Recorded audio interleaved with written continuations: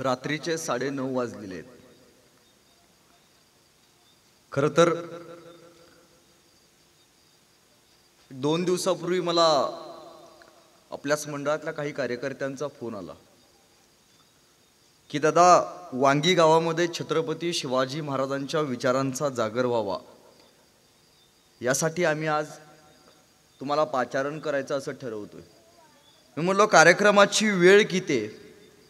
ते म्हणले कार्यक्रमाची वेळ ठीक सायंकाळी 7:30 ते 8 वाजेपर्यंत कार्यक्रम चालू होईल. मी म्हणलो 8 का? निदान कार्यक्रमाची वेळ 9:30 ठेवा. त्यांनी माझं ऐकलं आणि कार्यक्रमाची वेळ 9:30 ठेवली. ते म्हणले 9:30 का? मी म्हणलो संध्याकाळी 7:30 ते 9:30 आमच्या महिलांचा वेळ TV बघायचा असतो. मग तिथं चिकने चिकने चेहरे असताना आमच्यासारखा ओबडधोबड चेहरा कशाला बघावा, अत्याचार कशाला करावा असं वाटलं. तरी पण वेळात वेळ काढून आजच्या कार्यक्रमाला मोठ्या संख्येत उपस्थित असणाऱ्या आमच्या आया आणि नेहमीप्रमाणे कमी संख्येत उपस्थित असणारे आमचे बाप, त्यामुळे आयांनी पहिल्यांदा टाळ्या वाजवायला काही हरकत नाही.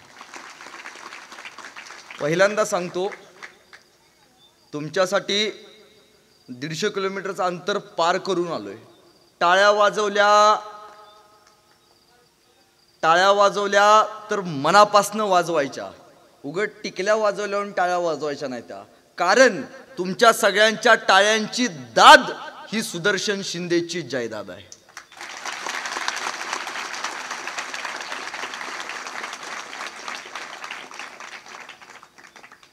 शिवशंकर शिवराय गणेश मंडळ वांगी यांच्या वतीनं छत्रपती शिवाजी महाराजांच्या विचारांचा जागर ऐकण्यासाठी आज आपण इथं उपस्थित आहोत.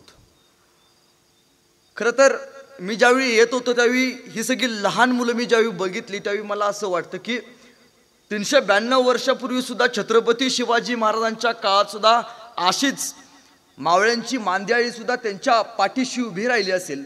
जेव्हा मी येत होतो आत त्यावेळी लहान मुलं बघितल्यावरती असं मला वाटतं की छत्रपती शिवाजी महाराजांच्या काळात सुद्धा असे तानाजी, बाजी, यसाजी याच पोरांच्या पाठीवरती तयार झाले असतील आणि त्यांच्या स्वप्नातच हे खरं तर स्वराज्य उभा राहिलं.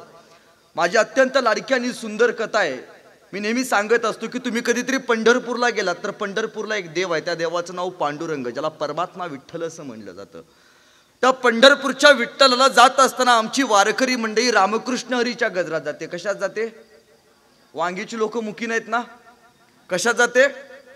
रामकृष्ण हरीच्या गजरात जाते. कारण वारीची वाट सुखकर व्हावी त्याच विठ्ठलाचं प्रतिरूप आहे ते म्हणजे दक्षिण भारतात त्याला बालाजी असं म्हटलं जातं. जसं पंढरपूरच्या विठ्ठलाला जात असताना आपण रामकृष्ण हरीच्या गजरात जातो, तसं त्या बालाजीला जाताना लोक म्हणतात गोविंदा गोविंदा. मध्यंतरी एका पेपरला बातमी आली होती की आपल्या प्रियकराला बरं वाटावं यासाठी एक प्रियसी तिरुमला ते तिरुपती उलट चालत गेली होती.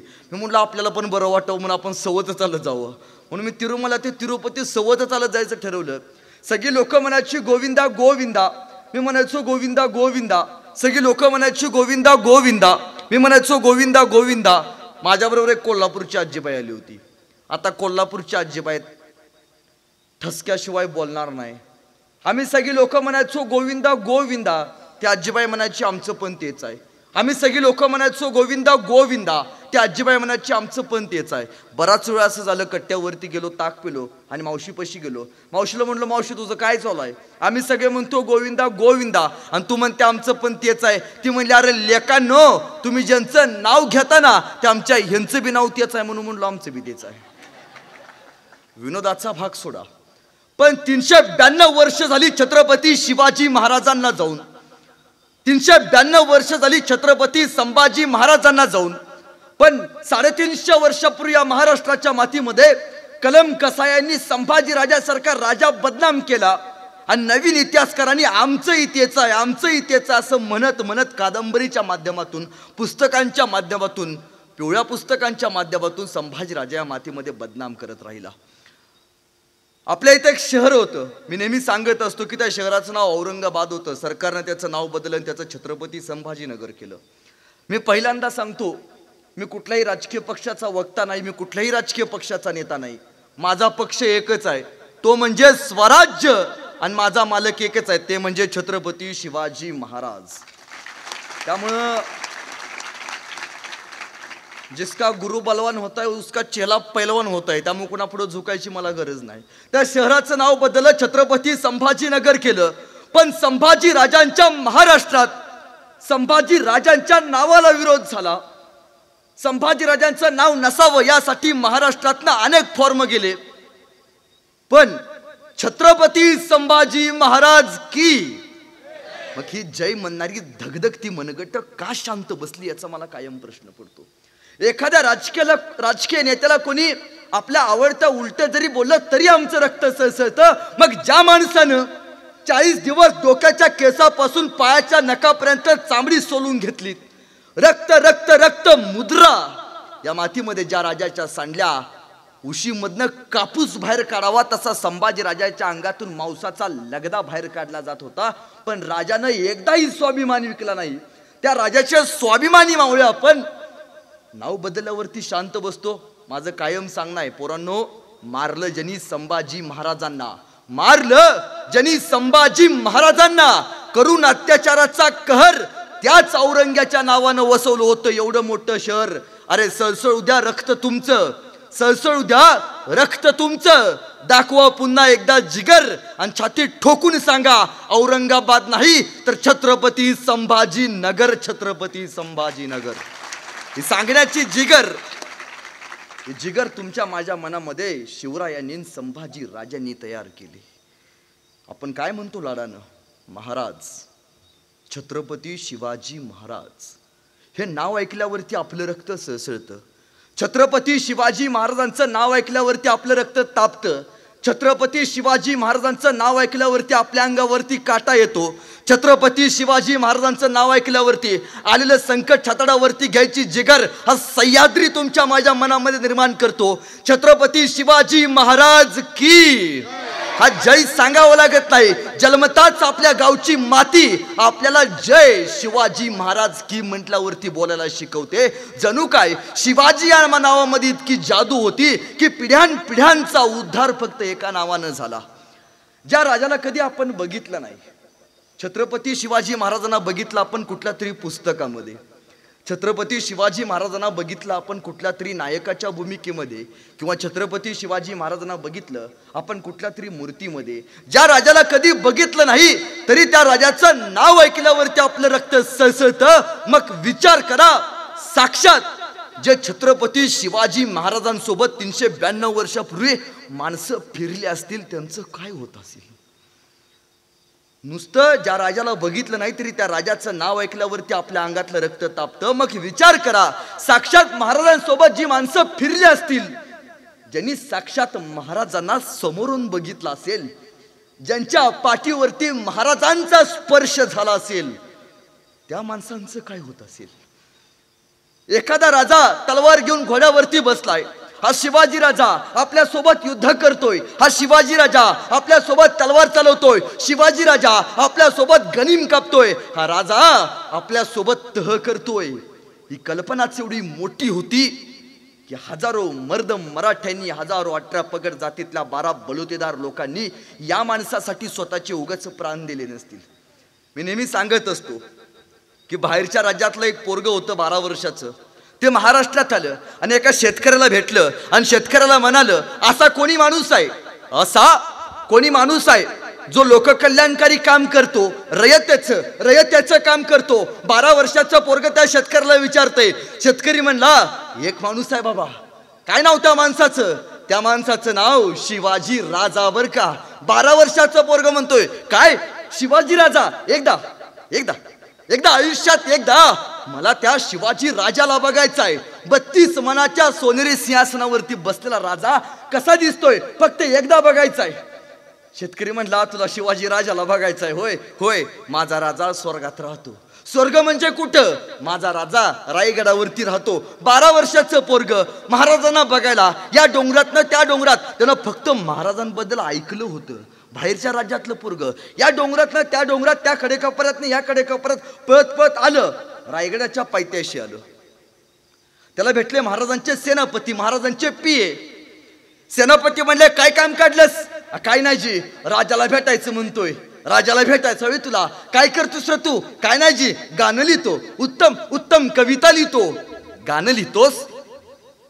कविता लिहितोस? मग छत्रपती शिवाजी महाराजांवरती एखादं सुंदर असं गाणं लिहिलं असशील की? नाही बा म्हणला, ध्यानातच नाही राहिलं. मग एक काम कर, रायगडाच्या खाली जा, 10 दिवस थांब आणि छत्रपती शिवाजी महाराजांवरती एखादं सुंदर असं गाणं लिहे. पीए महाराजांचे सेनापती, चायपेक्षा किटली गरम. कुठलीच गोष्ट पास होत नाही. ते 10 दिवस खाली गेलं आणि त्यानं राजांवरती सुंदर असं गाणं लिहिलं. आलं भेटायला, सेनापती राजांवरती उत्तम असं गाणं लिहिलंय. सेनापती म्हणले ऐकव. आणि त्या 12 वर्षाच्या पोरानं राजांवरती लिहिलं सुंदर असं गाणं ऐकवलं. सेनापती म्हणले बहुत खूप, चल तुला राजाची भेट घालून देतो. ते गाणं आयुष्यात एकदा तरी आपण ऐकले. ते गाणं आयुष्यात आपण एकदा तरी स्वतःच्या स्टेटसला ठेवलंय. ते गाणं छत्रपती शिवाजी महाराज जिवंत असताना लिहिले. महाराजांच्या हयातीत लिहिलेलं पहिलं जिवंत गाणं. त्या 12 वर्षाच्या पोरला हाताला धरलं आणि सेनापती राजांच्या समोर गेले. राज, 12 वर्षाच्या पोरानं तुमच्यावरती उत्तम असं गाणं लिहिलंय. सेनापती म्हणले ऐकव. आता 12 वर्षाच्या पोरानं राजांवरती लिहिलं सुंदर असं गाणं ऐकवायला चालू झालं. माझ्याबरोबर सगळ्यांनी टाळ्या वाजवायच्या, हात वरती करा. माझ्या बरोबर वाजवायच्या. आणि ते 12 वर्षाचं पोरग गाणं म्हणायला लागलं. इंद्र जबी जंब पर, बाड वसु वंब पर, रावण सर दंब पर, रघुकुल राज है, पौन बारी वाह पर, संबुरती नाह पर, जोस अस बाह पर, राम द्विज राज है, दावा द्रुम दृंड पर, चित्ता मृग झुंड पर, भूषण वितृंड पर, जैसे मृग राज है, तेज तम अणस पर, कन्न जिमी कंस पर, योमल चब्बंस पर, शेर शिवराज है, शेर शिवराज है, शेर शिवराज. गाणं प्रत्येकानं ऐकले. हे गाणं महाराज जिवंत असताना लिहिले महाराजांच्या समोर. त्या कवीचं नाव कवी भूषण. महाराज म्हणाले कवी भूषण, इतकं सुंदर गाणं लिहिलात, बोला कवी भूषण, तुम्हाला काय बक्षीस देऊ? कवी भूषण लगीन हाय म्हणाले. महाराज तेवढं वांगीच्या ग्रामपंचायतीचं बघा, का कुठं जिल्हा मध्यवर्ती बँकेत लावताय का बघा. रक्त वेगळं होतं. कवी भूषण म्हणाले महाराज हिरे माणिक मोती याहीपेक्षा छत्रपती शिवाजी महाराज ही सगळ्यात मोठी आमची दौलत आहे. अनेकांनी समर्पित केलं या मातीसाठी, अनेकांनी स्वतःला वाहून दिलं या मातीसाठी. हा सह्याद्री, हा महाराष्ट्र उगाच महान नाही झाला. या राज्याच्या समोर जे राष्ट्र लागतं ना, ते राष्ट्र लावण्यासाठी अनेकांनी या राष्ट्रामध्ये स्वतःला गाडून घेतले हो. त्यावेळी महान राष्ट्र महाराष्ट्र आपण म्हणतो. अहो एकदा तानाजी मालुसरे आले राजांना भेटायला आणि राजांना म्हणाले राज, रायबाचं लगीन काढले बर का. राज, तुम्हाला रायबाच्या लग्नाला ये लागते बर का. राज, जोपर्यंत तुम्ही तुमच्या पत्नी सहित माझ्या रायबाच्या डोक्यावरती अक्षर टाकत नाही तोपर्यंत मी माझ्या रायबाचं लगीन करत नसतोय बर का. राजे म्हणले अरे तान्हा, रायबाचं लगीन काढला सोय? हा होय राज. अरे तान्हा, कोंढाणा घ्यायचा म्हणतो रे. सरदिशी मागे सरला तानाजी. अहो राज, म्या जिवंत असताना तुम्ही कोंढाणा घ्यायला जायचं आणि मी माझ्या पोराच्या लग्नात वरबाप म्हणून मिरवायचं. एका सरदाराला शोभा देत नाही. राजा, म्या जातो कोंढाणा घ्यायला. राजे म्हणले अरे तान्हा, तुझ्या रायबाच्या लग्नाचं काय? नाही राज, आधी लगीन कोंढाण्याचं मग माझ्या रायबाचं. हातातल्या पत्रिका फेकला, गडाच्या खाली आला, घोड्यावरती बसला, घोड्याला मान ठोकली आणि जो गेला गेला गेला गेला. तानाजी असा गेला, परत आलाच नाही. गड आला पण सिंह गेला. अनेकांनी बलिदान दिले हो. शिवाकाशीत आला राजांना भेटायला. राज, एकदा संधी द्या बर का राज, एकदा संधी द्या राज. आजपर्यंत शिवाकाशीत न्हावे म्हणून लय फिरलो राज. एकदा संधी द्या राज. शिवाजी राजा म्हणून मरतो, एकदा मरायची संधी द्या राज. महाराजांनी विचारले हिरोजींना, हिरोजी परजंद, आग्र्याच्या भेटीत झोपाल का माझा वेश घेऊन? झोपतो. अहो हिरोजी, सापडला ना तो औरंगजेब मारून टाकेल. मरतो. झोपतो, मरतो. अनेकांनी समर्पण केलं या मातीसाठी. या आपल्या कपाळावरचं कुंकू, इथं बसलेल्या माई माऊलींच्या कपाळावरचं कुंकू आणि इथं बसलेल्या वारकऱ्यांच्या डोक्यावरची वारकरी टोपी जर कुठल्या राजामुळे शाबूत असेल तर त्या राजाचं नाव म्हणजे छत्रपती शिवाजी महाराज. पण आता आपण जेवण करून आलोय निवांतपैकी बसायला, पण त्या काही नव्हतं असं ताईनं. कधी प्रश्न पडलाय का हो? इतिहास ऐकायला भारी वाटतो. कधी एकदा तरी प्रश्न पडलाय का? ज्यावेळी तानाजी मालुसरे लढायला गेले त्यावेळी त्याच्या पोराला काय वाटलं असेल? हळद लागली अंगाला पोराच्या, मांडव सजलाय, बाप लढायला चाललाय. पोरग्याला वाटलं असेल बाप शेवटचा बघायचा, माहिती होतं तर आपला बाप एकदा गेला ना माघार येणार नाही, माहिती होतं. पण असा बापाला समर्पित केला हो या स्वराज्यासाठी त्या माणसाने. शिवा काशीत माहिती होतं त्याच्या बायकोला, जाताना शिवा म्हणून गेलाय पण मरताना छत्रपती शिवाजी महाराज म्हणून मरणार आहे, माहिती होतं. त्याच्या पोराला माहिती होतं बापाला शेवटचं बघून घ्यायचं आहे. बायकोनं असं सोडलं हो पोराला, आपल्या त्या नवऱ्याला, जा स्वराज्यासाठी लढ, समर्पित हो. अनेकांनी स्वतःच्या हातातल्या बांगड्या, या स्वराज्यातल्या बांगड्या वाचाव्यात यासाठी फोडून घेतल्या. तो अनेकांनी स्वतःची कपाळ ही कायमची कुंकवानं पुसून टाकली. कारण का या मातीतल्या माई माऊलींच्या कपाळावरचं कुंकू अभेद्य राहिलं पाहिजे. आजही लाल कुंकू जे आपल्या कपाळावरती रंगतं ना, ते रंगतं छत्रपती शिवाजी महाराजांच्या मर्द मावळ्यांच्या रक्ताच्या बलिदानामुळं. जर मावळे नसते तर तुमची माझी काय अवस्था झाली असती हो. मग बघा ना, शिवाजी महाराजांचं एक वाक्य होतं, हे राज्य व्हावं येतो कोणाची इच्छा, बोलायचं कोणाची इच्छा. श्री म्हणजे कोण, श्री म्हणजे कोण पोरांनो, बिग बॉस बघितला का. बर बाई ग कुणाचा डायलॉग आहे, निक्की. पोरं हुशार बरं का गावची. झुके का नाही साला, बुक्कीत 9 गुरुवारचा प्रसाद आहे सगळा. आता मला सांगा पोरांनो, माँसाहेब जिजाऊंच्या आईचं नाव काय, नाही सांगता येत आपल्या पोरांना. गहू पेरून कधी ज्वारी उगलेलं बघितले, जुंधळे पेरून कधी मका उगलेलं बघितले. किती आई वडिलांना वाटतं आपल्या पोटी छावा जन्माला यावा, किती आई वडिलांना वाटतं. अहो बरं आहे, गेली 10 वर्षात तुमच्या गावात किती लोक आहेत, हात वरती करून सांगा किती आई वडिलांनी गेली 10 वर्षात आपल्या पोराची नावं शिवाजी संभाजी ठेवलेत. हात वरती करून सांगा 10 वर्षात किती आई वडिलांना वाटलं आपल्या पोराची नावं शिवाजी संभाजी. आमचं सगळं बघा ना, एकत्र हात वरती आहे का, नाही वाटत आपल्या पोटी शिवाजी राजासारखा राजा जन्माला यावा. आमचं सगळं बंटी बबली आणि डॅडीतच अडकले सगळं. हे राज्य व्हावं येतो स्त्रींची इच्छा. स्त्री म्हणजे कोण, आई. आपल्या आईचं स्वप्न पूर्ण करण्यासाठी आईनं 12 ते 13 वर्षाचं पोरग, मिसरूट न फुटलेलं पोरग रायरेश्वरामध्ये जातं, रायरेश्वरामध्ये शपथ घेतं आणि हिंदवी स्वराज्य उभा करतं. हे राज्य व्हावं येतो स्त्रींची इच्छा. आईच्या स्वप्नासाठी एका माणसानं स्वतःला समर्पित केलं. मग आपण काय करतो. महाराज म्हणायचे मावळे तुमच्यासाठी काय पण, मावळे म्हणायचे महाराज तुमच्यासाठी काय पण. आता आमची पोरं कुणासाठी काय पण म्हणायला लागली. म्हणजे जिनं 9 महिने पोटात सांभाळून याला जन्म दिला त्याचं काय नाही, 9 दिवस आयुष्यात आली की लगी म्हणते तुझ्यासाठी काय पण. आमच्या इकडे कवे बरं का फार सुंदर म्हणतो, तुम्ही ऐकला असाल लातूरचा कवे. तो असं म्हणतो, बाप काढलाच घराबाहेर, बाप काढलाच घराबाहेर, दारात रडते माई पण, बायकोला मात्र रोज म्हणालाच तुमच्यासाठी काय पण. अरे लोकच पोटाला जन्माला यावा म्हणून हिनं किती केलते नवस, लोकच पोटाला जन्माला यावा म्हणून हिनं किती केलते नवस. इकडून तिकडून तिच्या नवसाला देव सुद्धा पावला आणि तुझ्यासारखा पोरगा तिच्या पदरामध्ये घावला. लहानपणी माझी माय तुला शेतात न्यायची, लहानपणी ही माझी माय तुला शेतात न्यायची, तुला ऊन लागू नये म्हणून स्वतःच्या पदराची सावली धरून राहायची. तुला भूक लागल्यावर तू जोर जोरात रडायचास, तुला भूक लागल्यावर तू जोर जोरात रडायचास. आणि माईचं दूध संपलं ना लेका तिचं रक्त सुद्धा वडायचास. रक्त पिऊन पोचलास लेका, रक्त पिऊन पोचलास लेका, त्या रक्ताचा तरी ठेव मान.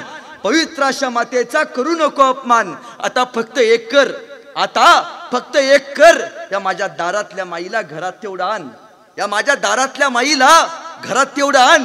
किती दिवस जगणार आहे लेका झाडावरचे पिकलं पान. तू गोडधोड खा, तू गोडधोड खा, पण माझ्या म्हाताऱ्या माईला शिळी भाकर तरी वाढ. आणि भाकर वाढताना जर तुझी बायको आडवी आली तर तिला घराबाहेर काढ. तुझी बायको जाणारच नाही, मी तुला बॉन्डवर लिहून देतो. बायको जाणारच नाही, मी तुला बॉन्डवर लिहून देतो. यदा कदाचित गेली तर पट्ट्या मला येऊन भेट, मी तुला दुसरी करून देतो. तू आंधळा नाहीस, पांगळा नाहीस, तुलाच कळली नाही किंमत. तू आंधळा नाहीस, पांगळा नाहीस, तुझीच कळली नाही किंमत. नवरा माय बापाला सांभाळतो म्हणून घर सोडून जाण्याची कुठल्याच बायकोत नसते हिम्मत. अरे तुला वाघ बनवलंय माईनं, तुला वाघ बनवलंय माईनं, दुर्दैवानं तिला चोरलं आता बायपण. खरा मर्द असशील तर माय आणि बापाचं दर्शन घेऊन म्हण, माय बाप हो तुमच्यासाठी काय पण, तुमच्यासाठी काय पण, तुमच्यासाठी काय पण. म्हणता येईल का हो? शिवचरित्र या विचारातूनच उभा राहिलो. कोणाच्या जीवावरती स्वराज्य उभा केलं? तुमच्या मंडळाच्या नावामध्ये शिवराय आहे. आपण शिवराय म्हणतो, म्हणायला सोपं वाटतं, पण हे स्वराज्य कसं उभा राहिलं? मागाशी आत बोलताना आमची चर्चा झाली. सहजच मला साहेब म्हणाले की गेली 16 ते 17 वर्ष झाली मंडळाला आमच्या. ज्यावेळी मंडळ उभा केलं त्यावेळी लाकडाचं ते मंडप उभा करून त्यात आम्ही आमची देवी बसवली होती. आज एवढं मोठं स्वरूप झाले. महाराजांचं स्वराज्य सुद्धा असंच उभं राहिलं. हिंदवी स्वराज्य उभा राहताना सोबत किती माणसं होती? 20, 25, 30 शेतकऱ्याची पोरं समशेर घेऊन महाराजांच्या सोबत उभा होती. बाकी सगळी माणसं कधी आली? ज्यावेळी स्वराज्य वाढत जायला लागले, हिंदवी स्वराज्याचं मोठं विस्तार व्हायला लागला. असाच एक आपल्या इथं किल्ला होता, चाकणचा किल्ला. तो किल्ला कधीतरी बघून या. तुम्ही संभाजीनगरला गेलात तर दौलताबाद किल्ला बघितलाय? त्या किल्ल्याची हुबेहूब प्रतिकृती म्हणजे चाकणचा किल्ला. त्या किल्ल्यावरती 700 मराठे आणि त्यांचा सरदार फिरंगोजी नरसाळा हातात शमशेर घेऊन उभा होता. त्या किल्ल्याच्या चारी बाजूने खंदक आहे आणि किल्ल्यावरती जायला यायला फक्त एकच लाकडी पूल आहे. चारी बाजूने खंदक, त्याच्या साईडनं पाणी आणि किल्ल्यावरती जायला यायला फक्त एकच लाकडी पूल. तो लाकडी पूलच मराठ्यांनी काढला होता. मग किल्ल्यावरती जायचं कसं? शाहिस्ते खानाच्या 40,000च्या सेनासागरानं या चाकणच्या किल्ल्याला साईडनं वेढा मारला. किल्ल्यावरती जायचं कसं प्रश्न पडला. एक लाकडी पूल किल्ल्यावरती जायचा, किल्ल्याच्या बाजूने सगळं पाणी, त्याच्यामध्ये मगरी. किल्ल्यावरती जायचं कसं? त्या शाहिस्ते खानाने त्याच्या तोफखाना प्रमुखाला बोलवलं. इधर म्हणला, ऊपर मराठे कितने? फक्त 700 मराठे. 400 किल्ल्याच्या आत त्यांचा सरदार फिरंगोजी नरसाळ सोबत उभे आणि 300 किल्ल्याच्या बुर्जावरती उभे. ठीक आहे म्हणला. कल सुबह किला ताबे में लेंगे. विचारलं त्यानं, तोपे है उनके पास? नहीं हुजूर. दारू गोला? नहीं हुजूर. खाली पत्थर है, पत्थर पर जीते और पत्थर पर ही मरते. ह्या बेन्यांनी दगडावरतीच हे हिंदवी स्वराज्य उभा केले. फक्त दगड आहे त्यांच्याकडे, दुसरं तिसरं काही नाही. ठीक, कल सुबह किला ताबे में लेंगे. त्याचं मत असं, सायंकाळी किल्ल्याच्या साईडनं तोफा लावायच्या. तोफेचा एक गोळा किल्ल्याच्या बुर्जावरती टाकायचा. बुर्जावरती गोळा टाकल्यावरती जागे 400 मावळे त्या बुर्जावरती मरतील आणि बुर्जाची दगड खंदकामध्ये पडतील आणि किल्ल्यावरती जायला याला रस्ता तयार होईल. बडी नामी कल्पना. सायंकाळी 10 वाजता शाहिस्ते खानानं किल्ल्याच्या शेजारून सगळ्या तोफा लावल्या आणि 12 वाजता झोपी गेला आणि ऐन मध्यरात्री 1:30 वाजता मराठे खाली आले. मराठे लेटच आले. सुदर्शन शिंदे सुद्धा लेटच आला. या मराठे खाली आले. मराठ्यांनी सगळे सैनिक झोपलेलं बघितलं. शमशेर बाहेर काढली आणि एकच वार झाला. धाड धाड धूम, रक्ताचा प्लेट, बघेल तिकडे रक्त रक्त रक्त. युद्ध चालू झालं. तसं शाहिस्ते खान उठला. क्या हो गया? मराठे गायब. शाहिस्ते खान तोफखाना प्रमुखाला बोलवलं. इधर म्हणला. अरे कौन आगे येते? मराठी आगे येते. किधर गे? भाग गए हुजूर. बहुतेक आता महागारी येणार नाहीत म्हणला.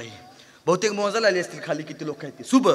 सुबह किला ताबे में लेंगे. सकाळी उठला, हातात मशाल घेतली, तोफेच्या जवळ गेला. तोफेला मशाल लावणार, त्या तोफेचा एक गोळा किल्ल्यावरती टाकणार आणि बुरुज पाडणार. तोपर्यंत किल्ल्यावरच एक तोफेचा गोळा खाली सुई करता आला. तसा शाहिस्ते खानाचा तोफखाना प्रमुख म्हणाला, तोफे पिचे लो, तोफे पिचे लो. त्याला सुचायचं बंद झालं. त्यानं तोफखाना प्रमुखाला बोलू. इधर मला, अरे क्या हो गया? हुजूर, मराठों ने ऊपर से गोलाबारिश कर दिए. तू इधर आ म्हणला. अरे तेरे को मैंने पूछा था मराठों के पास तोपे है? नहीं हुजूर.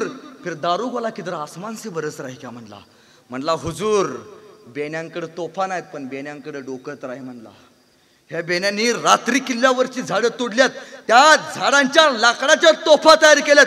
हुजूर, त्यांची एक तोफ आपल्या 100, 200, 300 तोफांना भारे. अरे तोफे तयार किए तोफे तयार. दारू गोला किधर से लाया? मग हुजूर, संध्याकाळी कशाला आलते म्हणला. आपलाच दारू गोळा आहे ती. बेण्याने असं फसवली म्हणले. जल से जल कुछ तो करेंगे. एक किला ताबे में लेंगे. 700 मराठे. 6 महिने झालं, 7 महिने झाले, 1 वर्ष झालं, 1.5 वर्ष झालं, पावणे 2 वर्ष झाले, पण एक 700 मराठ्यांचा किल्ला या शाहिस्ते खानाला जिंकता येईना. शेवटी मग अशी बैठक बसवली त्यांनी, तुमची बसते अशी मंडळाची. मग माझं सांगणं असतं, ज्याच्याकडे पैसा आहे त्यानं मंडळासाठी पैसा द्यावा, ज्याच्याकडे पैसा नाही त्यानं मंडळासाठी काम करावं, पण ज्याच्याकडे या दोन्ही गोष्टींना त्या बेण्यानं गप बसावं ते लय बोलणार. असंच झालं पाहिजे, गावात गौतमी झाली पाहिजे, त्याशिवाय चालत नसते. असाच एक त्यांच्यात होता. शाहिस्ते खान म्हणला क्या किया जाय. एक जण उठला, हुजूर ऐसा करते म्हणला. हा बोलू कैसा करते हुजूर, 2 वर्ष झाली लढतोय हुजूर, एक किल्ला ताब्यात आहे ना हुजूर. हुजूर या किल्ल्यासारखा दुसरा किल्लाच बांधू म्हणला, डोक्याला स्थापू नको म्हणला. कुठं त्या औरंगजेबाला कळायचं आहे काय झाली ती, तू चुप भेट म्हणला. त्याला दिमाग बहुत ज्यादा चलतंय, तू चुप भेट. परत विचारलं क्या किया जाय. मग एक जण कार्यकर्ता उठला, हुजूर ऐसा करते म्हणला. हा तुम बताओ कैसा करते. हुजूर आपण जिथं उभारलोय इथं 50 फूट उभं आणि 70 फूट आडवं भुयार काढायचं. बरं ते किती मोठं, 50 फूट उभं म्हणजे त्याच्या आत 7 ते 8 माणसं जातील. 70 फूट आडवं म्हणजे ते भुयार त्या खंदकाच्या खालनं किल्ल्याच्या बुरुजाच्या खालीपर्यंत गेलं पाहिजे. JCB पोकलँड वगैरे काय नव्हतं, हाताने खड्डं काढायला लागायचं. ह्या शाहिस्ते खानाला त्या बेण्याची कल्पना पटली आणि यांचा कार्यक्रम चालू झाला. वरती मराठे शांत, चालू द्या म्हणले तुमचं काय चालायचं ते. पण इथं मराठे गाफील राहिले आणि शाहिस्ते खानानं 7 महिन्यात भुयार खोदून तयार केलं. त्याची कल्पना अशी, हे भुयार बरोबर बुरुजाच्या खाली निघाले ना, या भुयारामध्ये सुरुंग पेरायचे, सुरुंग पेटवायचे म्हणजे बुरुज खाली पडेल आणि किल्ल्यावरती जायला रस्ता तयार होईल. सकाळी उठला, मराठ्यांच्या आयुष्यातला काळा दिवस उगवला. आज ते कदम मराठे गाफील होते. शेतकऱ्याची पोरं, तरणी बाड पोरं तलवार घेऊन त्या किल्ल्यावरती उभे होते. शिबंदी संपली होती, धान्य संपलं होतं किल्ल्यावरचं, पण राजासाठी आणि फडफडणाऱ्या भगव्यासाठी जीवाची बाजी लावायला तयार होते. पण शेतकऱ्यांच्या पोरांना काय माहिती होतं आपल्या बरोबर दगा होणार आहे. सकाळी उठला शाहिस्ते खान, हातात मशाल घेतली, भुयाराच्या जवळ गेला आणि त्या सुरुंगला मशाल लावली. एकाच आवाज झाला, दाड दाड दाड धूम. किल्ल्याचा बुरुज खाली पडला. 400 मराठे बुरुजावरती उभारले, जागीच मेले. बुरुजाची सगळी दगडे खंदकामध्ये पडली आणि किल्ल्यावरती जायला रस्ता तयार झाला. आज ते कदम शाहिस्ते खान सगळं सैनिक किल्ल्याच्या आत यायला तयार झालं. किल्ल्याच्या आत आलं, त्याचा फिरंगोजी म्हणाला, हर हर महादेव, छत्रपती शिवाजी महाराज की. तलवार निघाला, युद्ध चालू झालं. बघल तिकडे रक्त रक्त रक्त. जिगर होत नव्हती कोणाची समोर जायची. शाहिस्ते खानाचा एखादा सरदार समोर जायचा, फिरंगोजी फक्त वर बघायचा, 4 पावलं माग सरायचा तो. त्या दिवशी शाहिस्ते खानाला कळालं, जगात सगळ्यांचा नाद करा पण मराठ्यांचा नाद करायचा नाही. कारण त्याला माहितीये, एक मराठा 1 लाख मराठ्यांसारखा आहे. हा मराठा अडवायचा असेल तर काहीतरी युक्ती केली पाहिजे. 40,000चं सगळं सैनिकच फिरंगोजीच्या अंगावरती टाकलं. 300 मराठे जागीच जरेबंद झाले आणि त्यांचा सरदार फिरंगोजी पकडला गेला. आज ते कदम शाहिस्ते खान किल्ल्याच्या आत आला. शाहिस्ते खाननं आजूबाजूचा सगळा प्रदेश बघितला आणि फिरंगोजी पशी गेला. म्हणतोय शाहिस्ते खान, हे फिरंगोजी, अरे काय रे किल्ल्यात 4 भिंताड आणि 2 बुर्ज, 2 बुर्ज आणि 4 भिंताडासाठी गेली 2 वर्ष झाली लढतायचा. अरे काय रे किल्ल्यात. फिरंगोजी म्हणाला, हे शाहिस्ते खाना, हे फक्त दगडा मातीचे गडकोट नाहीत रे शाहिस्ते खाना. या प्रत्येक पत्थरला शिवाजी राजाचा स्पर्श झालाय. तो फडफडणारा भगवा आहे ना, त्या भगव्यासाठी आम्ही लढत होतो रे शाहिस्ते खाना. शाहिस्ते खान म्हटला, जा मी तुला जिवंत सोडतो, तुझी मला बहादुरी आवडली. डबडबल्या डोळ्यांनी फिरंगोजी नरसायांनी मेलेल्या सगळ्या सरदारांची प्रेत खांद्यावरती घेतली. तो फडफडणारा भगवा, तो भगवा प्रभू श्री रामांचा भगवा, तो भगवा त्या शाहिस्ते खानाने फिरंगोजीच्या हातात दिला आणि जा म्हणला. डबडबल्या डोळ्यांनी फिरंगोजीनं गड सोडला आणि फिरंगोजी राजांपाशी आला आणि राजांना म्हणाला, राज म्या कम नशिबानं गड गमावला. राज म्या कम नशिबानं गड गमावला. राज माझ्यामुळं स्वराज्याला नुकसान झालं राज, म्या कम नशिब्यानं गड गमावला. ही माझी बायका पोरं, या आमच्या तिघा सोबत टकमक टोकावरून ढकलून द्या राज, म्या कम नशिब्यानं गड गमावला राज. राजे म्हणजे रडता कसले? किल्ला आज आहे, उद्याही असणार आहे, पण शाहिस्ते खान आज आहे, कधीतरी निघून जाणार आहे. हरलेल्या सैनिकांमध्ये नव चैतन्य कसं पेरायचं या मातीमध्ये फक्त एकाच राजाला जमलं. त्या राजाचं नाव म्हणजे छत्रपती शिवाजी महाराज. पण कधी तुम्हाला प्रश्न पडलाय का हो, तुम्हाला इथं इतिहासात महाराजांच्या कारण दिल्याची परंपरा बघायला मिळत नाही का? कुठं म्हणला फिरंगोजी, हा महाराज आमचं 700 सैनिक होतं, त्यांचं 40,000चं सैनिक होतं, आमचं डिपॉझिट सुद्धा राहिलं नसतं. सगळी जबाबदारी स्वतःवरती. म्या कम नशिब्यानं गड गमावला राज. जबाबदारी पेलणं काय असतं ना, हे स्वीकारणं या मातीला महाराजांनी शिकवलं. नाही बघा ना, आपल्या गावातलं एखादं पोरग पोरगी बघायला जातं, ते बघायचा कार्यक्रम चालू असतो, त्याला ती पोरगी पसंत पडते, तरी पण मित्राला वाटतो तुला कशी वाटते सांग, तुला कशी वाटते सांग. अरे लगीन तुला करायचं आहे.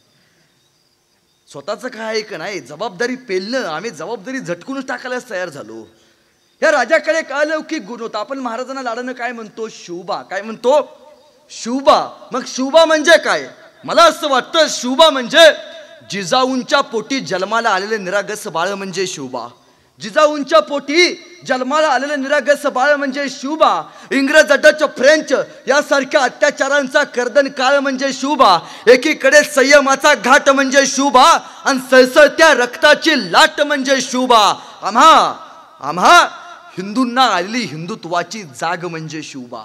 आम्हा हिंदूंना आलेली हिंदुत्वाची जाग म्हणजे शिवबा. महाराष्ट्रातलं माणुसकी मोजण्याचं माप म्हणजे शिवबा. तुमचा, माझा आणि अखंड हिंदुस्थानाचा बाप म्हणजे शिवबा. तुमचा, माझा आणि अखंड हिंदुस्थानाचा बाप म्हणजे शिवबा.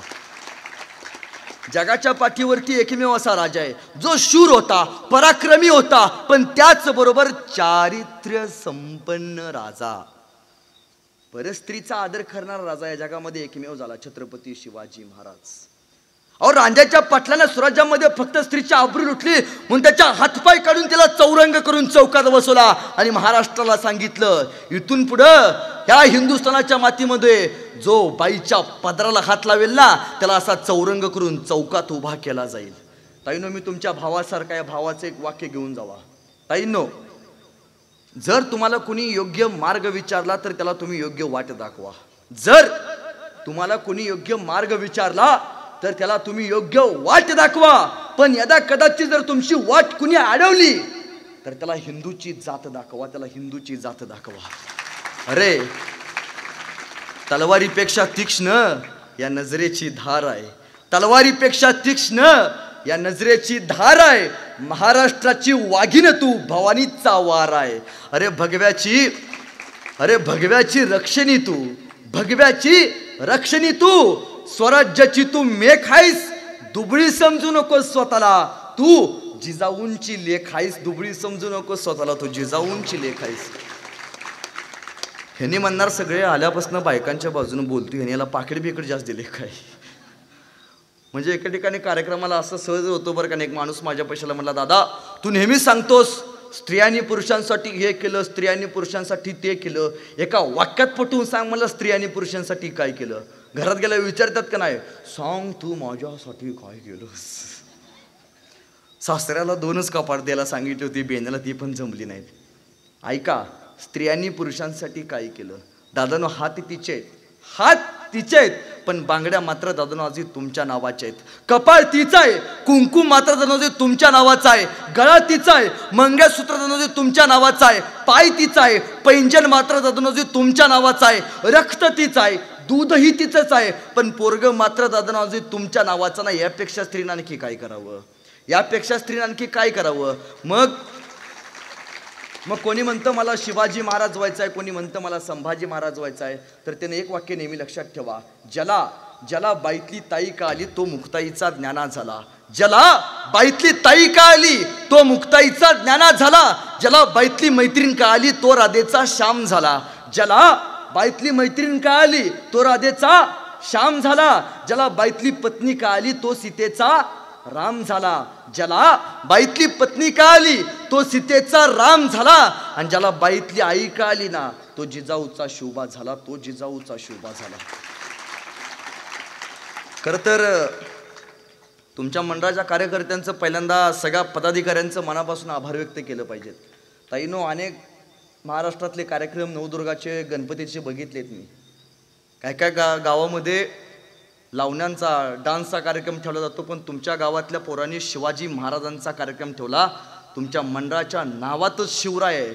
माफ करा, पण तुमच्या गावातली पोरं नाचणाऱ्या पाटलिनीचा आदर्श घेणारी पोरं नाहीत, ही छत्रपती शिवाजी महाराजांचा आदर्श घेणारी पोरं आहेत.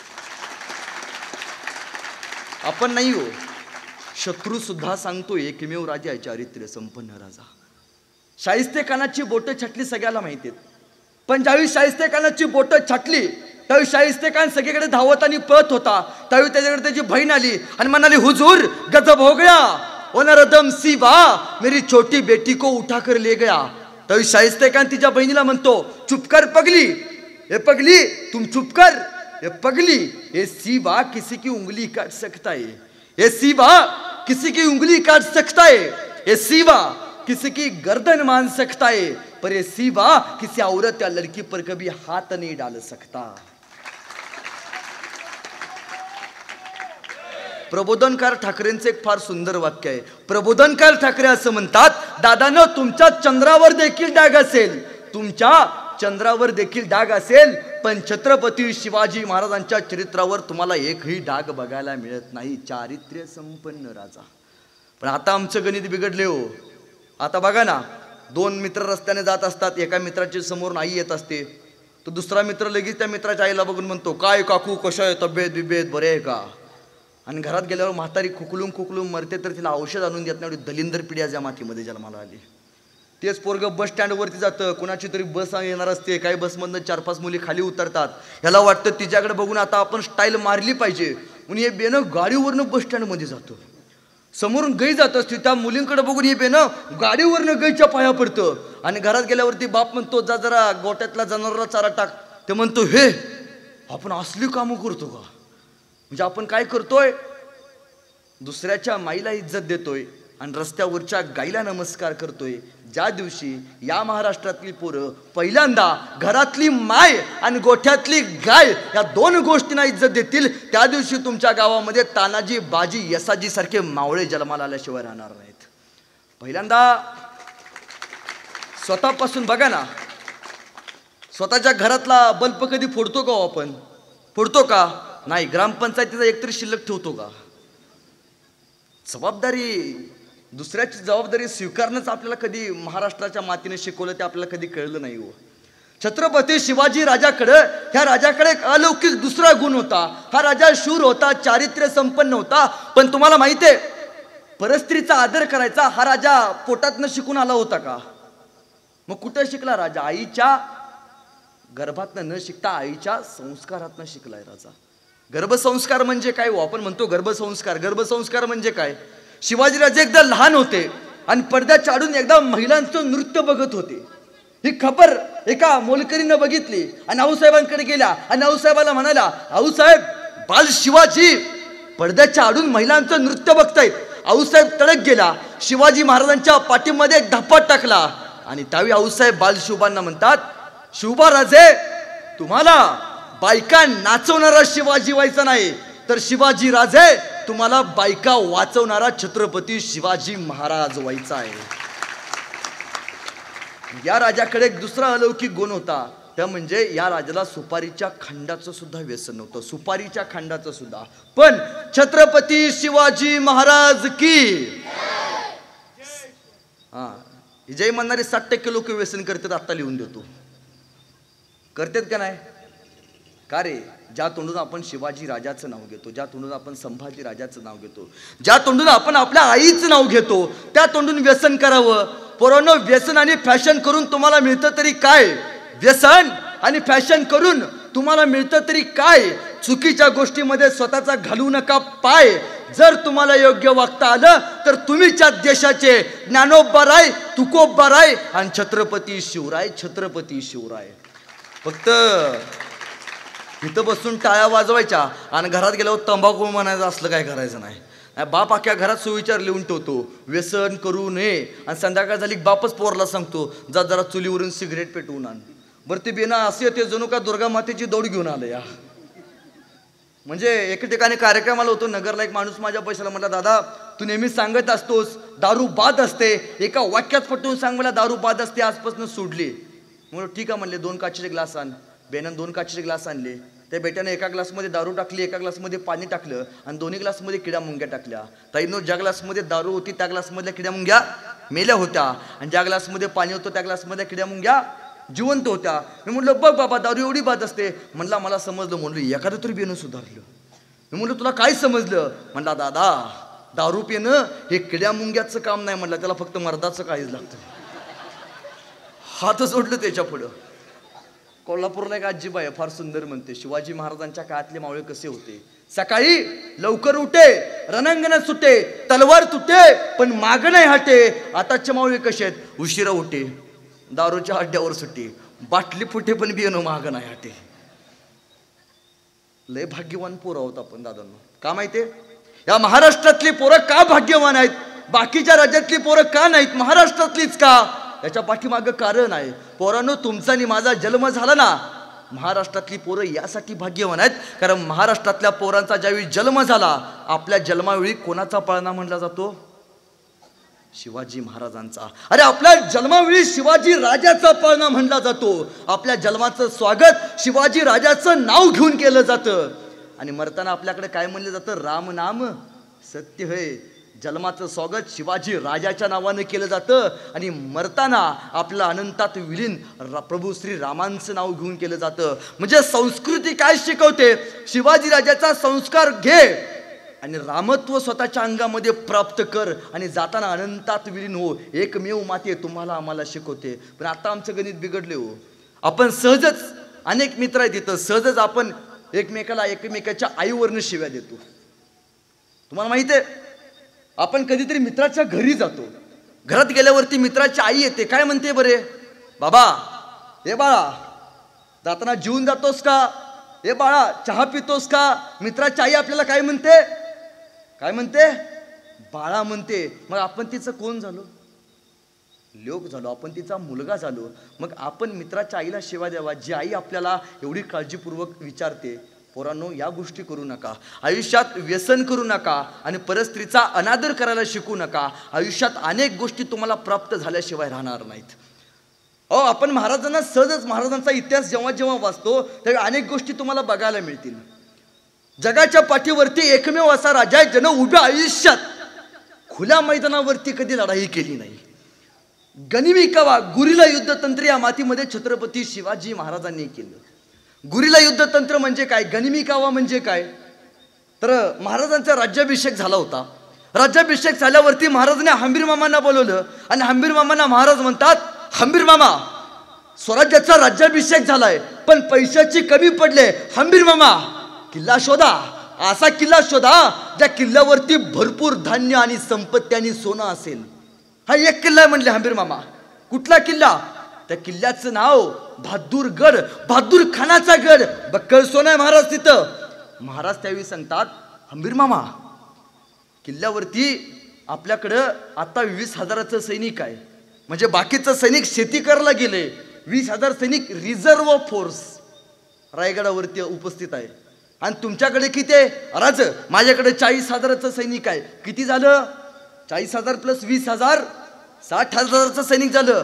पण राज तो बहादूरगडावरती बहादूर खान नावाचा औरंगजेबाचा सरदार आहे. राज त्या बहादूर खानाकडे 1.5 लाखाची सैनिक आहे. राज याला कदाचित उद्या आपण बहादूरगड लुटला तर 1.5 लाखाची सैनिक घेऊन तो बहादूर खान थेट रायगडावरती येईल, आणि स्वराज्य संकटामध्ये जाईल. राज लढाई करून चालणार नाही. महाराज म्हणाले, हंबीर मामा मला माहिती नाही, मला सैन्य सोबत, सैन्याचा खजिना सुद्धा हंबीर मामा आणला पाहिजे किल्ल्यावरनं. पण महाराजांनी एक अट टाकली. महाराज म्हणतात, हंबीर मामा लढाई अशी करायची, किल्ल्यावरती रक्त सांडलं गेलं नाही पाहिजे, लढाई तर झाली पाहिजे. हंबीर मामांना प्रश्न पडला, लढाई तरी करा म्हणतात, पण किल्ल्यावरती एकाही सैनिकाचं रक्त सांडलं गेलं नाही पाहिजे, एकही सैनिक जखमी झाला नाही पाहिजे, लढाई कशी करायची. त्यावेळी महाराजांनी गनिमी कावा चालू केला. गनिमी कावा म्हणजे काय? महाराजांनी या हंबीर मामाच्या सैन्याच्या 2 तुकड्या केल्या. एक तुकडी 40,000ची आणि दुसरी तुकडी 20,000ची. महाराजांनी सांगितलं, हंबीर मामा 40,000ची तुकडी घेऊन तुम्ही बहादूरगडाचा समोरचा दरवाजा, तो म्हणजे पुण्याकडनं येतो, त्या साईडला तुम्ही 40,000ची तुकडी घेऊन उभा राहायचं. आणि नाही, तुम्ही 40,000 तुकडी तिकडे उभा करायची आणि हंबीर मामा उरलेली 20,000चं सैनिक तुम्ही घेऊन बहादूरगडाचा मागचा दरवाजा जो कुरकुंभ साईडला आहे, त्या कुरकुंभ गावामध्ये 20,000चं सैनिक घेऊन तुम्ही उभा राहायचं. 40,000चं आपलं सैनिक समोरून किल्ल्यावरती वार करेल आणि सोनं ताब्यात घेईल. ठरलं. पण रक्त सांडलं गेलं नाही पाहिजे. तिथं गनिमी कावा महाराजांचा चालू झाला.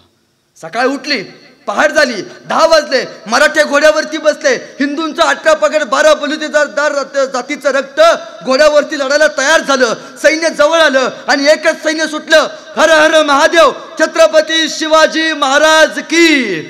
आता युद्ध होणार. एक सैनिक पळत गेला. हुजूर, बहादूर खानाला म्हणतोय, हुजूर मराठे आगे. दिवसा ही बिनी दिवसा कधी येत नाहीत, रात्री जाऊन कार्यक्रम करून जातात.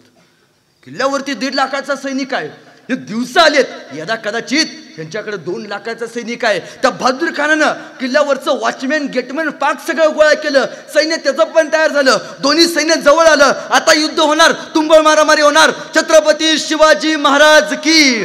तलवाऱ्या काढल्या, वार होणार. तोपर्यंत मराठ्यांनी रिव्हर्स गिअर टाकला, भागो. मराठे पुढं, बहादूर खान मागं. मराठे पुढं, बहादूर खान मागं. मराठे गायब. बहादूर खानाला सुचायचं बंद झालं. बहुतेक सैनिक 40,000च निघालं. मला वाटलं 2 लाख तरी असतील. आता यायची नाही ती. जितम करत बहादूरगडाच्या जवळ आला. जसा बहादूरगडाच्या जवळ आला बहादूर खान, तसे मराठी मागणं पळत आले, हर हर महादेव छत्रपती शिवाजी महाराज की. आता युद्ध होणार, आता तुंबळ युद्ध होणार, आता मारामारी होणार. तोपर्यंत मराठ्यांनी रिव्हर्स गेट टाकला, भागो. मराठे पुढं, बहादूर खान मागं. मराठे पुढं, बहादूर खान मागं. म्हणला काय लपाछपीचा डाव चालू आहे वय. बेनी होई इतर येत्या माघारी पळून जात्यात, आता येणार नाही ती म्हणला. जसा किल्ल्याच्या जवळ आला तसे मराठे मागणं पळत आले, हर हर महादेव छत्रपती शिवाजी महाराज की. आता तुंबळ युद्ध होणार, आता मारामारी होणार. तोपर्यंत मराठ्यांनी रिव्हर्स गेट टाकला, भागो. मराठे पुढं, बहादूर खान मागं. मराठे पुढं, बहादूर खान मागं. तसा बहादूर खानाचा एक सरदार म्हणाला बहादूर खानाला, हुजूर आता येणार नाही ती, तू चुप बेट म्हणला. जातील तिथवर तानायची म्हणला. जसं मराठ्यांनी पुण्याची वेस ओलांडली तसं काही मराठे कात्रजच्या घाटात, काही मराठे स्वारगेटकडे, काही मराठे मावळ.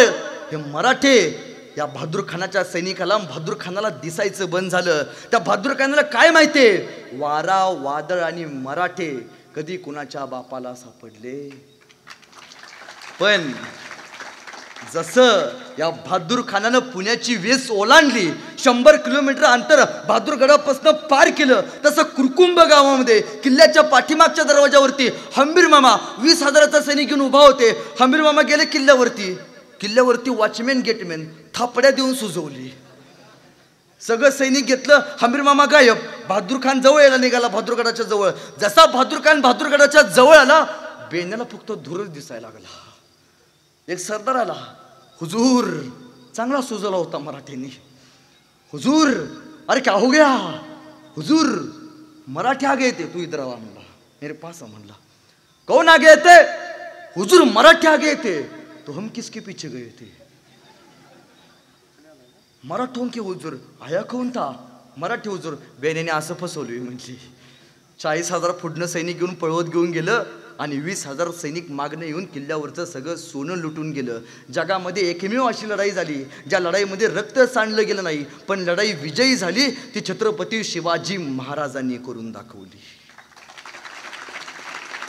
अनेक विचार आपण घेतो महाराजांच्या दृष्टीतून. मिर्झा राजे नावाचा एक सरदार या स्वराज्यामध्ये आला होता. त्या मिर्झानं इथली रेत खुळे आम छळायला चालू केली. बघेल तिकडे रक्त रक्त रक्त, प्रेतांचे ढीग माकले जात होते. तर एक सरदार पळत आला. राजानं म्हणाला, राजा काहीतरी करा. राजा तो मिर्झा आया बहिणींची आबरू लुटतोय. पण यावेळी पोरांनो आपण एक गोष्ट शिकली पाहिजे. महाराजांच्या चरित्रातून एक गोष्ट त्यावेळी शिकली पाहिजे, तो म्हणजे महाराजांनी दाखवलेला संयम. मिर्झा राजे आला, ज्यावेळी अफजल खान आला त्यावेळी अफजल खानानं पहिल्यांदा काय केलं, तुळजाभवानीचं मंदिर उद्ध्वस्त केलं. ब्राह्मणांच्या पुजाऱ्यांच्या तोंडामध्ये गाईचं मांस या अफजल खानानं घातलं. त्यावेळी 100 वेळा हात तलवारीला गेला नसेल का महाराजांचा? तलवार काढावी, आई तुळजा भवानीचं मंदिर उद्ध्वस्त केलं, जाऊन मारावं त्या अफजल खानाला, वाटलं नसेल का? पण संयम. यावेळी माणसाची परिस्थिती, माणसाची चिकाटी शिकवते की माणसामध्ये किती संयम आहे. महाराजांनी संयम दाखवला, अफजल खानाला स्वतःच्या टप्प्यात आणला आणि टप्प्यात आणून अफजल खानाचा कार्यक्रम केला. शत्रू किती असू दे, त्याला त्याच्या रणांगणात नाही जायचं, त्याला पहिल्यांदा स्वतःच्या टप्प्यात आणायचं ही महाराजांनी शिकवले. हा तह करायचं ठरवलं महाराजांनी. मिर्झा सोबत महाराज जवळ गेले. महाराजांना नाही वाटलं आपला मतदारसंघ वाचवावा. महाराजांनी तह केला आणि तहात महाराजांनी किती किल्ले बहाल केले? 23. किती किल्ले? त्यावेळी महाराजांकडे किती किल्ले उरले? फक्त 16 किल्ले. सगळे म्हटले काय नाही या माणसाकडं, डोक्याची केस उपडून घेईल राजा. अहो, ज्या माणसानं आयुष्यभर सगळं कमावलं, ह्या मिर्झाला देऊन बसलाय राजा, विष पिऊन मरल राजा. काय या माणसाकडं? ज्या माणसानं शेतकऱ्यांच्या पोरांच्या हातात समशिरी देऊन शेतकऱ्यांच्या पोरांना हिंदवी स्वराज्याचं स्वप्न बघायला शिकवलं, त्या शिवाजी राजाचं हिंदवी स्वराज्याचं स्वप्न एका क्षणात भंगलं. पण संपलं नाही. 9 वर्षांनी महाराजांचा राज्याभिषेक झाला. राज्याभिषेक शके नोंदाय महाराजांकडे 365 किल्ल्यांचं साम्राज्य महाराजांनी उभा केले. आयुष्यात मरू नका पोरांनो. कुठली गोष्ट होते, जरा काय झालं घे कासरा कर आत्महत्या, कोण काय म्हणलं घे बाटली कर आत्महत्या, आत्महत्या कर, कार्यक्रम सुटल्यानंतर कर, कासऱ्याचे पैसे मी देतो. पण मरताना एकदा छत्रपती शिवाजी महाराज आठव बर का. मरताना हा हिंदू धर्म फुकट नाही मिळाला. हिंदू धर्म आपण अभिमानानं काय सांगतो मी हिंदू आहे, तर याच्या पाठीमागं एका माणसानं डोक्याच्या केसापासून पायाच्या नखापर्यंत बोकडासारखं स्वतःला सोलून घेतले. एक एक अवयव कुत्र्या गेजडांना त्या राजाचा खायला घातलाय. त्यावेळी संभाजी राजांनी स्वतःचं बलिदान देऊन आपल्याला हिंदू म्हणून जिवंत ठेवलंय. हे संभाजी राजाचे उपकार आहेत. त्या उपकाराला आपण जाणलं पाहिजे. आज आमच्या पोरांचं आयुष्य स्टेटस ठेवण्यात चाललंय. पोरांनो, आयुष्यात स्टेटस ठेवत बसू नका. आयुष्यात स्वतःचं स्टेटस असं निर्माण करा की लोकांनी तुमचं स्टेटसला ठेवलं पाहिजे. 392 वर्षापूर्वी या हिंदुस्थानाच्या मातीमध्ये असा एक राजा होऊन गेला, ज्या माणसानं स्वतःचा स्टेटस निर्माण केला. आज इथली लोक स्वतःच्या स्टेटसला त्या माणसाचा स्टेटस ठेवतात. The name of Chhatrapati Shivaji Maharaj. आणि त्यानंतर अनेक लोक होऊन गेलो. काल रतन टाटा वारले. अनेकांनी स्टेटस ठेवलं. कधी कोणी सांगितलं का हो स्टेटस ठेवा म्हणून? नाही. आपला हात लगेच तिथं गेला का? माणसाचं कर्तृत्व सांगतं की या माणसाचं काल रतन टाटा केल्यावरती अनेकांच्या डोळ्यात पाणी आले असेल. अनेकांना रतन टाटांचं बलिदान, अनेकांना रतन टाटांनी दिलेलं समाजासाठी बलिदान आपल्याला आठवलं असेल का? माणसाचं जगणं तसं आहे हो. आणि त्यावेळी तह झाल्यावरती या औरंगजेबानं संभाजी राजांना आणि शिवाजी राजांना एक पत्र पाठवलं की माझ्या 50व्या वाढदिवसाला तुम्ही मला भेटायला या. त्या पेन बेण्याचा हॅपी बर्थडे तिकडं निघाले महाराज. सोबत घेतले 9 वर्षाच्या संभाजी महाराजांना. हाफ तिकीट नव्हतं, इष्टी नव्हती, त्यावेळी घोड्यावरती बसून जायला लागायचं. त्यावेळी निघाले महाराज सोबत घेऊन संभाजी राजांना. मग कधी प्रश्न पडलाय का जाताना बाप लेक वाटेत काहीतरी बोलले असतील की? काहीतरी बोलले असतील शिवाजी महाराज संभाजी महाराजांना. काय म्हटले असतील? शंभूराजे वांगीला 4 एकर घेऊन ठेवले, ऊस लावून मोकळा हो का सोनीराला घालून मोकळा हो? नाही सांगितलं. एका बापानं आपल्या पोराला सांगितले, संभाजी राजे आतापर्यंत तुम्ही तुमच्या बापाचं कर्तृत्व बघितलं असेल, पण संभाजी राजे इथून पुढे तुम्ही तुमच्या बापाचा स्वाभिमान बघा. एका बापानं आपल्या पोराला शिकवले. आणि सोबत वारा वादळ पाऊस असताना घोड्यावरती घेऊन गेले. 2 महिने जायला लागले. पण आता आमचं बिघडले. आता आमचं पोरगं नवीन काय करायचं चाललं, काय लगी म्हणते अंतरून पाहून पाय पसर, अंतरून पाहून पाय पसर. हातपाय खोडून खोडून मरून गेलं, पण आहे ना काय हातरून पाय पसरून दिलं नाहीत. आता बरं आहे जरा गावाकडची बायका आपल्या आया वगैरे प्रत्येकाला पोरांना आपल्या शिव्या देऊन बोलवत असतील. जरा नाही ऐकलं की 2 धपाट देऊन बोलवत असतील. ताईनं पुण्या मुंबईला जातो, बायका कशा कौतुक करतात आपल्या पोरांचं. आमचा राहुल कोणा ना ते इथं, आमचा राहुल ना कुणाच्या आद्यात जात नाही, कुणाच्या मध्यात जात नाही. काय चाटायचं आहे काय त्याला? कुणाच्या आद्यात जात नाही, मध्यात जात नाही. जिजाऊ अशा म्हणल्या असत्या तर आमचा शोभा ना. कुणाच्या आद्यात जात नाही, कुणाच्या मध्यात जात नाही. तो अफजल खान त्याच्या नादाला सुद्धा लागत नाही. हिंदवी स्वराज्य उभा राहिलं असतं का? जिजाऊंनी सांगितलंय, जावा शिवाजीराजे, तुमचा भाऊ संभाजीराजे या अफजल खानानं फितुरीनं मारलं, जावा त्या आपल्या भावाचं उसनं फेडा महाराज. एका आईनं आपल्या पोराला सांगितले. पण आता बघा ना, आई काय सांगते पोराला? पोरग सलीला चाललं, आई म्हणते बाबा मधल्या शीटवर बस, ना इष्टी पुढनं ठुकली तरी माझं बियाणं सुरक्षित, इष्टी मागणं ठुकली तरी माझं बियाणं सुरक्षित.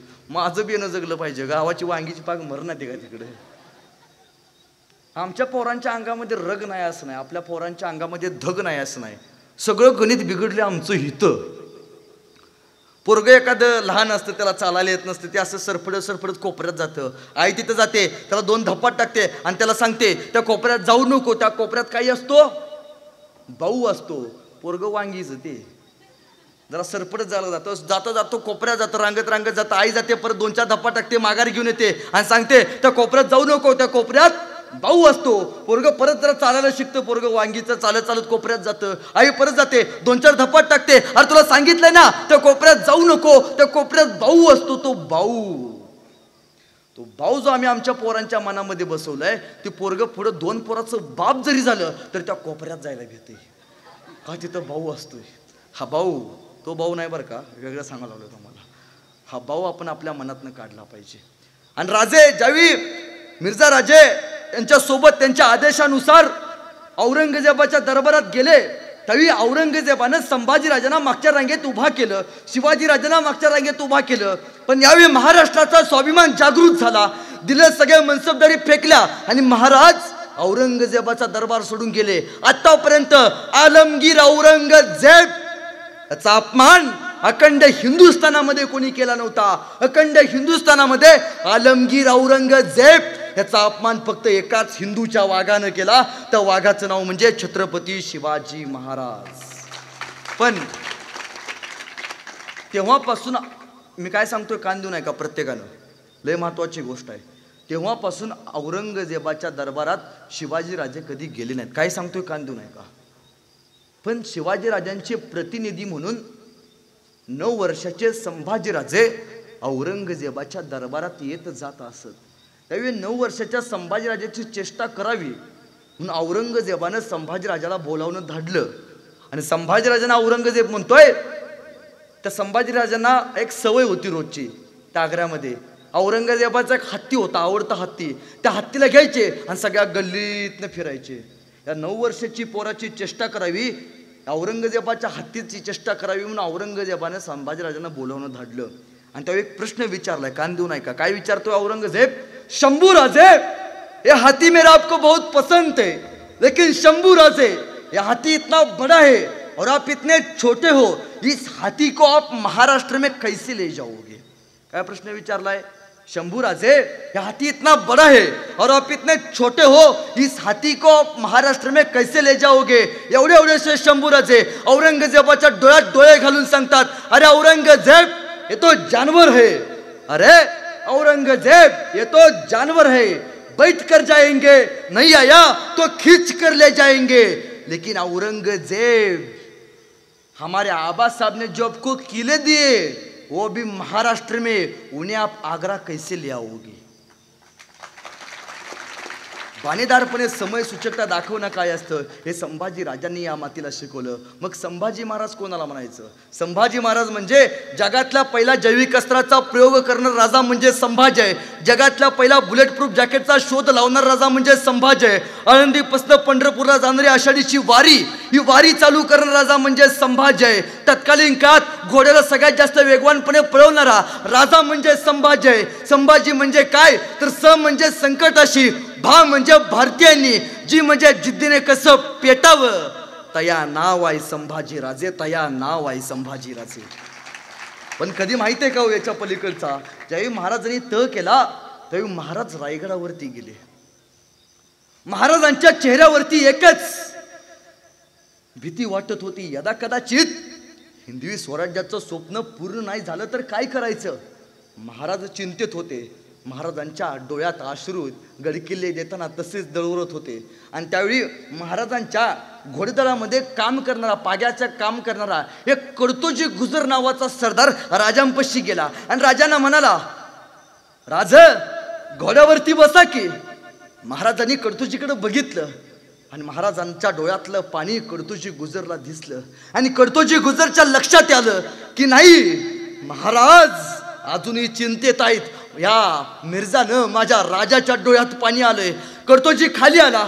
कडतोजी गुजर घोड्यावरती बसला आणि घोड्याला टाच मारली आणि गेला. कडतोजी गुजर घोडा घेऊन गेला. गेला मिर्झाच्या छावणीपाशी गेला आणि एक वार मिर्झावरती करणार तोपर्यंत मिर्झाचा सरदार म्हणाला, पकडा त्याला. आणि कडतोजी गुजर गिरफ्तार झाला.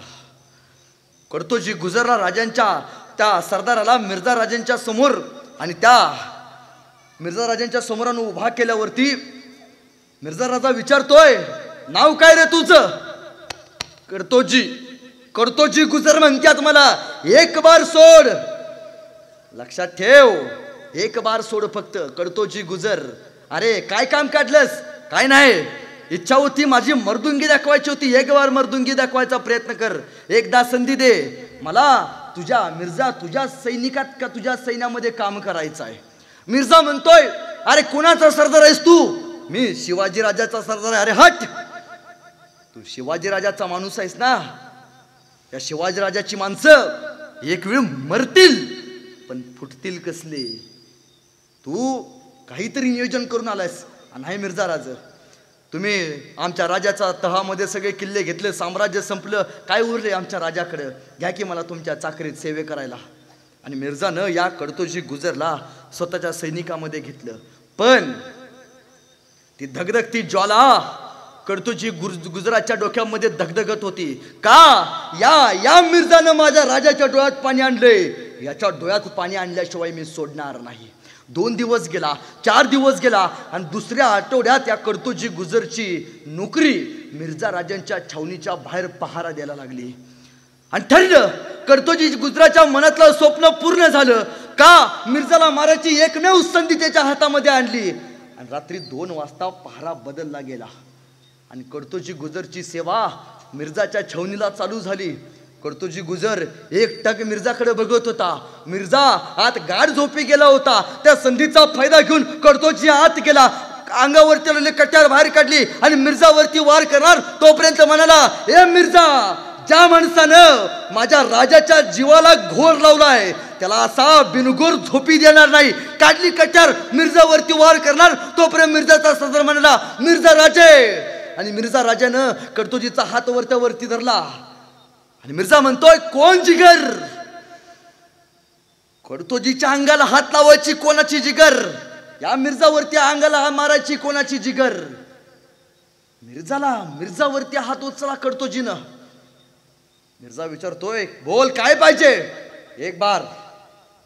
मिर्झा राजे, एक बार माफी द्या आणि शमशेर हातात द्या. लढाई काय असते खुल्या मैदानात हा कडतोजी गुजर तुम्हाला दाखवेल. मिर्झा लक्षात ठेव, वाघ आणि मराठे कधी कुणाच्या नादाला लागत नाहीत. वाघ आणि मराठे उग कधी कोणाच्या नादाला लागत नाहीत. पण यदा कदाचित आमच्या नादाला कोणी लागलं तर त्याला फाडल्याशिवाय सोडत नाहीत. मिर्झा, एक बार शमशेर हातात दे. ते वाक्य ऐकलं आणि मिर्झानं आपली राजपुती शमशेर त्या कडतोजीच्या हातात ठेवली आणि कडतोजीला म्हणतोय, जाऊन सांग तुझ्या राजाला, ज्याच्याकडं अशी तुझ्यासारखी निष्ठावंत माणसं आहेत, त्या राजाचं स्वप्न स्वराज्याचं आयुष्यात कधीच संपू शकत नाही. तुझा राजा स्वराज्य एक दिवस उभा केल्याशिवाय थांबणार नाही. कडतोजीची ही गोष्ट ऐकल्यावरती कडतोजी तिथून निघून आला. राजांच्या स्वराज्यात आला. खबर महाराजांना कळाली आणि महाराजांनी कडतोजींना बोलावणं धाडलं आणि महाराज कडतोजीला म्हणतात, कडतोजी तुम्ही काय पराक्रम केलात, वा काय प्रताप केलात तुम्ही कडतोजी. आणि तेव्हापासून कडतोजी गुजर महाराजांचा प्रतापराव गुजर म्हणून सैन्यामध्ये सामील झाला. सरसेनापती प्रतापराव गुजर, शिवाजी महाराजांचे प्रति शिवाजी प्रतापराव गुजर, महाराजांच्या सगळ्या सैनिकात सगळ्यात जास्त शौर्यवान असलेले प्रतापराव गुजर तत्कालीन काळात महाराष्ट्राच्या सगळा प्रदेश जो हिंदवी स्वराज्याच्या खाली पायदळी ज्यांनी आणला तो प्रतापराव गुजर सरसेनापती म्हणून त्यांची नेमणूक झाली. पण याच आपल्या सांगली मिरजच्या भागामध्ये एक दिवस प्रतापराव गुजर होते आणि बेलोल खानाची छावणी तर या स्वराज्यामध्ये पडली. महाराजांनी पत्र पाठवलं, प्रतापराव तो बेलोल स्वराज्यामध्ये आला, त्याचा बंदोबस्त करा. समशेर घेतली, गेले प्रतापराव, बेलोलचा बंदोबस्त केला. बेलोल म्हणतोय, एकदा माफी द्यावी राव, एकदा जिवंत सोडा, परत तुझ्या शिवाजी राजाच्या तुमच्या राजाच्या स्वराज्याकडे वाकड्या नजरेनं बघणार नाही. एक बार माफी द्यावी राव, एकदा जिवंत सोडा. पण मग हिंदू आपल्याला जीव लावल्यावरती आपण अंगावरची कपडे सुद्धा काढून देणार हो. काळजाना हळवा असलेला माणूस या प्रतापरावांनी या बेलोल खानाला जिवंत सोडला आणि खबर महाराजांना कळाली.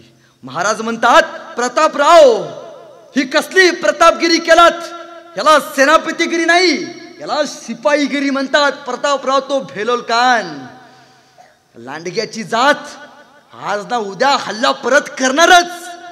ही जात कधी खाल्ल्या मिठाला जागत नसती बरं का प्रतापराव. आज ना उद्या फिरून वार करणारच. आणि झालं तसं 2 महिन्यानं बेलोल खान परत स्वराज्यावरती आला.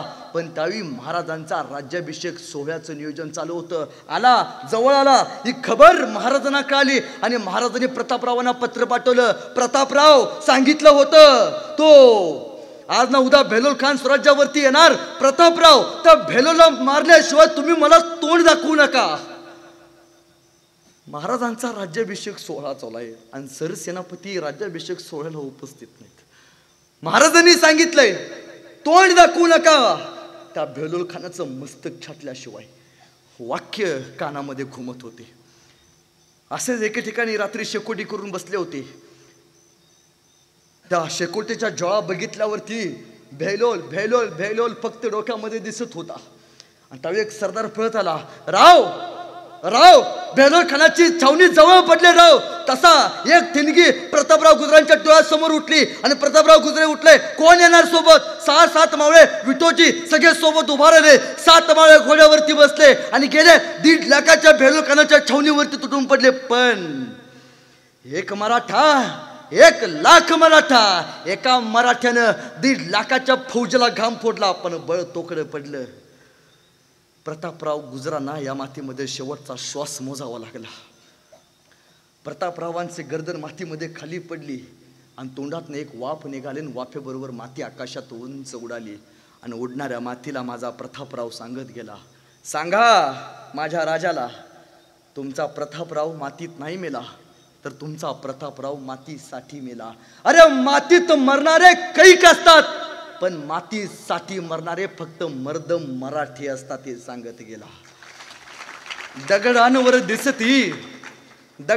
दिसती अजून इथल्या टाचा, दगडांवर दिसती अजून इथल्या टाचा, ओढ्यांवर तरंगे अजून रंग रक्ताचा, क्षितिजावर उमटे अजून मेघ मातीचा, अद्याप वीरांनी कोण वाऱ्यावर गात, वेड्यात मराठे वीर दौडले 7, वेड्यात मराठे वीर दौडले 7. 7 मराठ्यांनी एकदा सुद्धा बायका पोरांची चिंता मनामध्ये नाही सचवली. एकदा एकमेव डोक्यात सांगितलं होतं, राजानं तोंड दाखवायचं नाही, जोपर्यंत बेलोलला मारल्याशिवाय यायचं नाही. ही जी निष्ठा होती ना, ही निष्ठा महाराजांनी पेरली हो तुमच्या माझ्या मनात. तुम्हाला माहिती आहे, फार वेळ झालाय, थोडासा वेळ 10-15 मिनिटं तुमची घेतो. मध्यंतरी एक मालवणमध्ये पुतळा होता छत्रपती शिवाजी महाराजांचा. तो पुतळा पडला तर किती लोकांना वाटलं होतं पुतळ्याच्या विरोधात आपण आवाज उठवला पाहिजे पुतळा पडल्यावरी. आता मध्यंतरी शासनानं लाडकी बहीण योजना चालू केली. प्रत्येकाच्या खात्यात 1500 रुपये आले. बहिण्या खुश झाल्या. आता सगळ्या सरकारच्या बहिणी काय बोलून चालत नाही आता.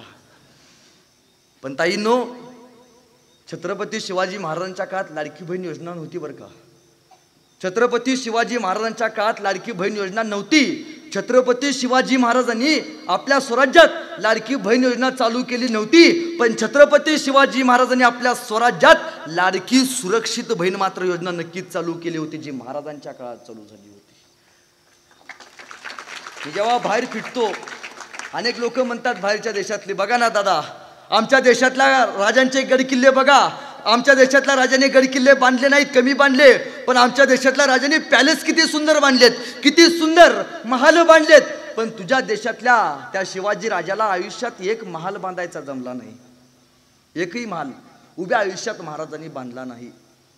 लाल महाल शहाजी महाराजांनी बांधला. उभ्या आयुष्यात महाराजांनी एकही महाल बांधला नाही. मी म्हणलो बरोबर आहे बाबा, माझ्या राजाने एकही महाल बांधला नाही, पण माझ्या राजानं गडकिल्ले बांधले. तुझ्या राजाने गडकिल्ले बांधले नसतील, पण तुझ्या राजाने महाल बांधले आहेत. मी म्हणलो बरोबर आहे, पण दादा तुझ्या देशातल्या राजांनी गडकिल्ले बांधले नाहीत, त्यांनी महाल बांधली आणि त्यांनी त्यांच्या महालामध्ये दिवसा बायका नाचवल्या. माझ्या राजानं एकही महाल बांधला नाही, पण माझ्या राजानं 365 गडकिल्ले बांधले आणि या गडकिल्ल्यांच्या जोरावरती या हिंदुस्थानातल्या बायका वाचवल्यात.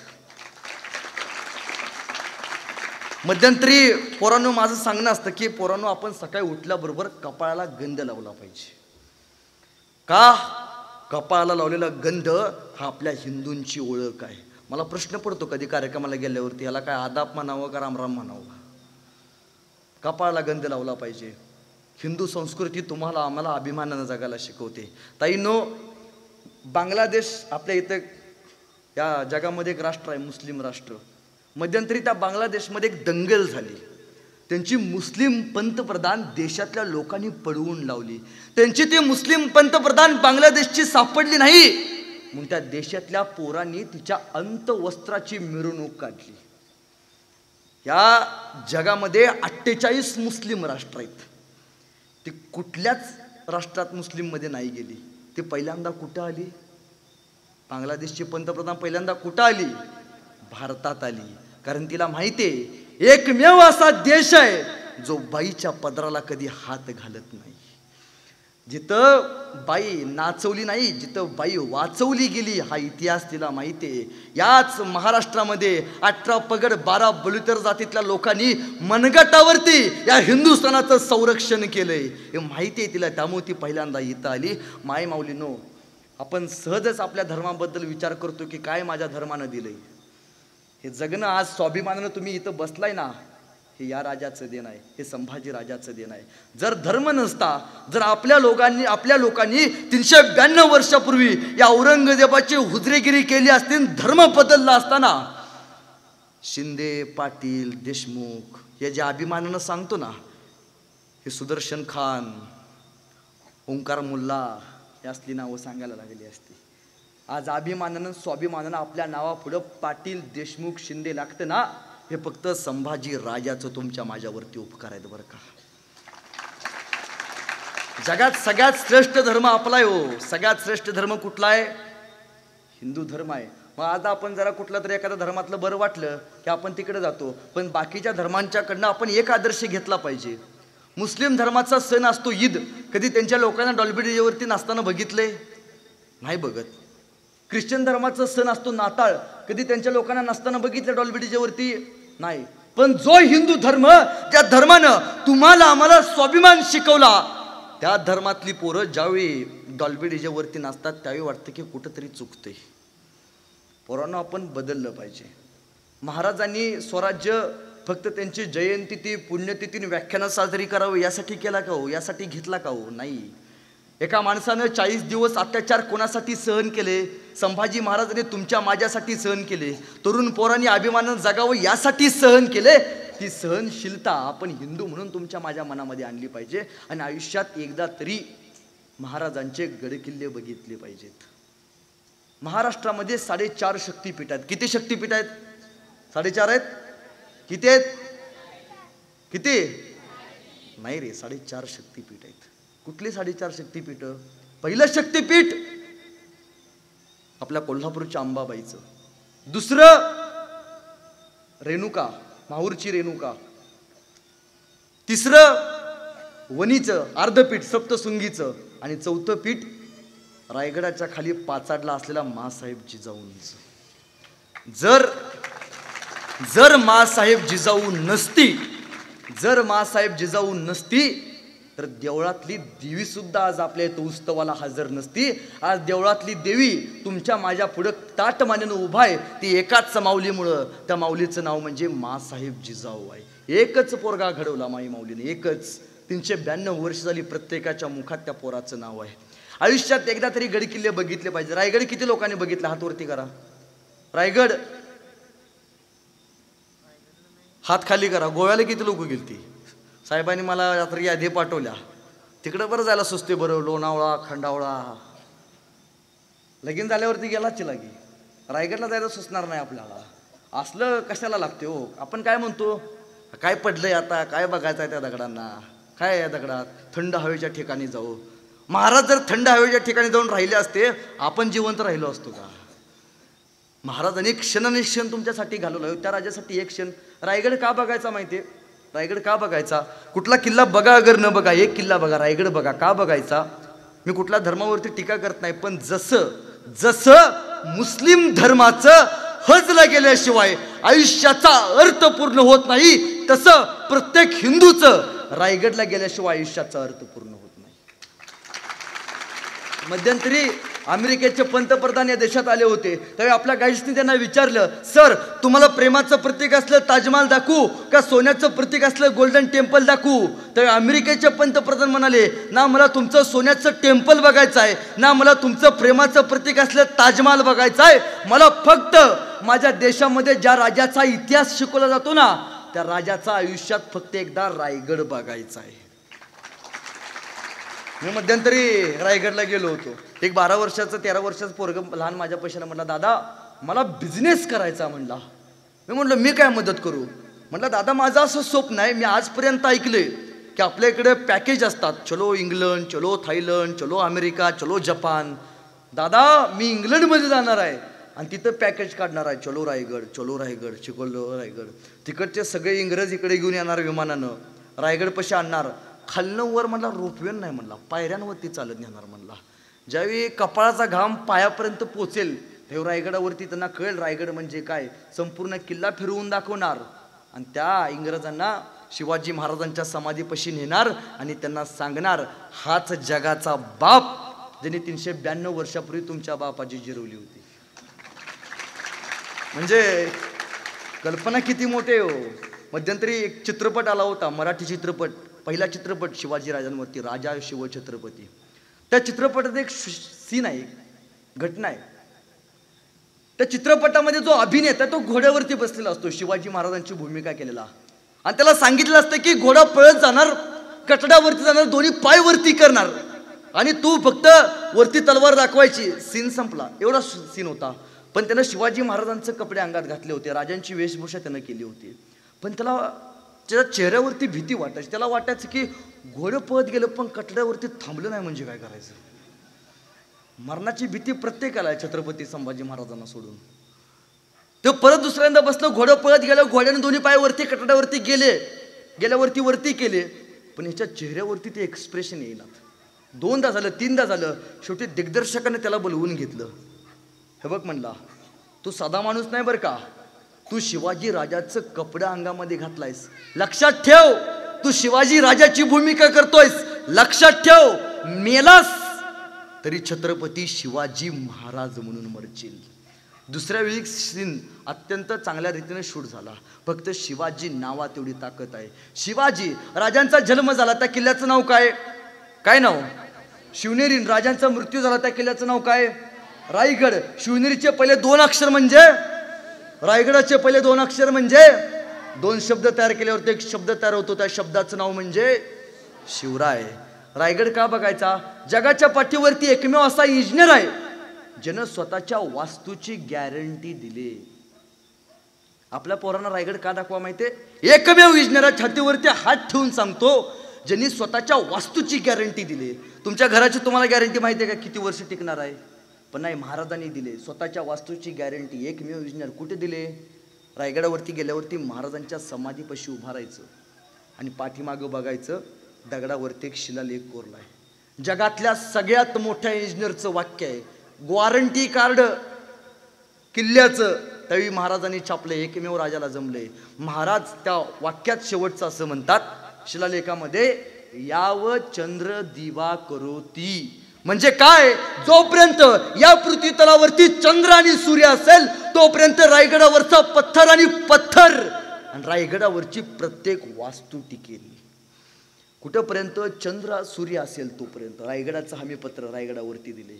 पाणी अडवा पाणी जिरवा ही योजना छत्रपती शिवाजी महाराजांची.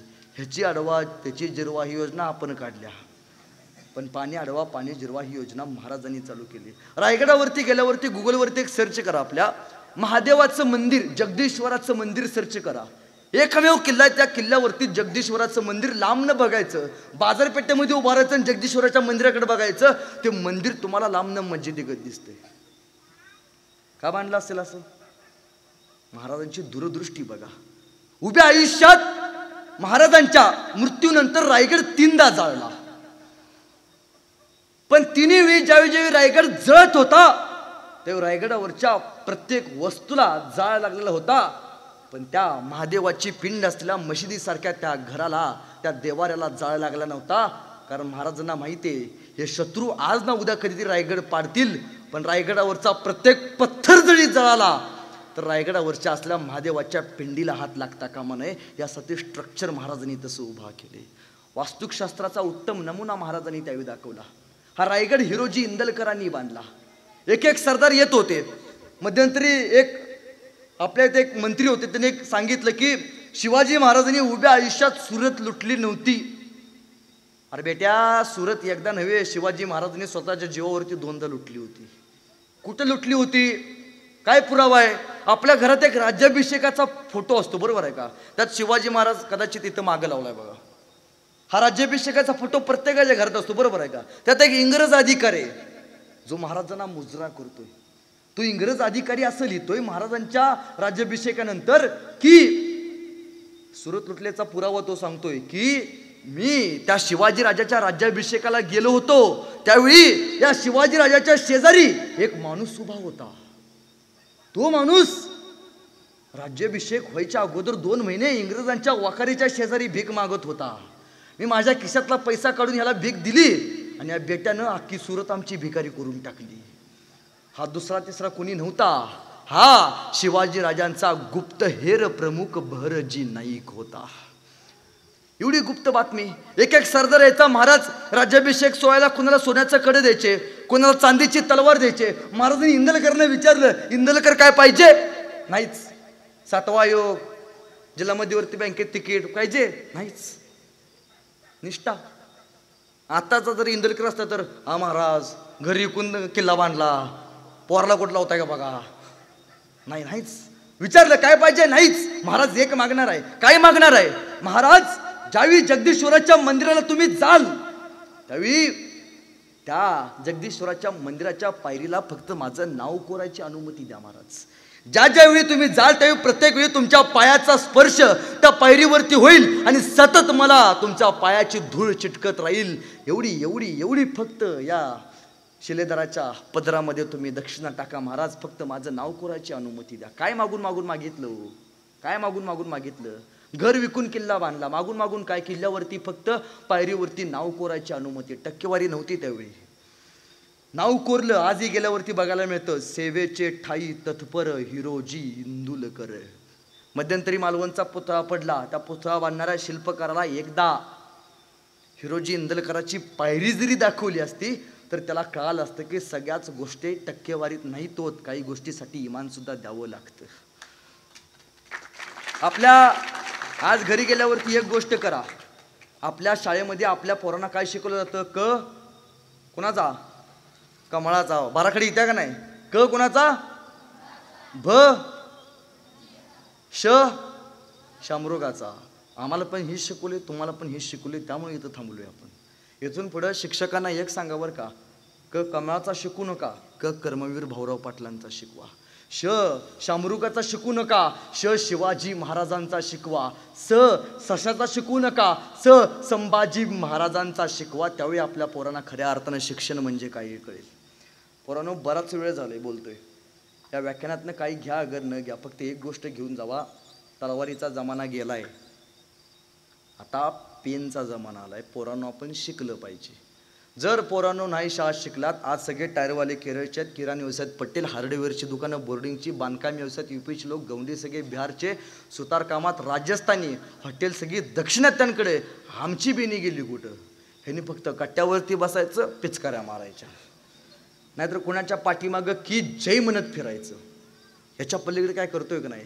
जर पोरांनो नाही शाळा शिकला तर एक दिवशी अशी वाईट वेळ येईल, वांगीतल्या 4-5 मुली एकत्र येणार आणि म्हणणार उद्या नवरा बघायला जायचं आहे. तुम्ही आत थांबायचं, तुमचा भाऊ कुठतर दारात रांगोळी बिंगोळी काढत असणार. मग आत येणार, सुटाबुटात खुर्चीवरती येऊन बसणार. मग या विचारणार, तुम्ही आतनं कांदेन पोई घेऊन बाहेर यायचं. त्या विचारणार, काय रे नाव काय तुझं. तुम्ही सांगायचं ओंकार. घेतला ओंकार नव्हे. मग या दुसरा प्रश्न विचारणार, पोरांनो लय महत्वाचा प्रश्न आहे, त्याशिवाय लग्न होत नाही. तो प्रश्न ऐकल्याशिवाय त्या प्रश्न विचारणार, काय रे स्वयंपाक बिपाक जमतो का नाही. लेखा हो हे म्हणला तर तुमची गाडी पुढे जाणार. जर पोरांनो नाही शाळा शिकलात, तुमच्याकडे बैल बाजार भरतो का. कुठं हा कुठल्या यात्रेत. वांगीच्या. कधी असते यात्रा. फेब्रुवारीत. पुढच्या फेब्रुवारीमध्ये जर आपल्या गावातली पोरं नाही शाळा शिकली, फेब्रुवारीच्या बैल बाजाराच्या यात्रेमध्ये आपल्या पोरांची जत्रा भरावी लागेल. MA BEd टोनगा इकणे आहे 50,000 रुपये.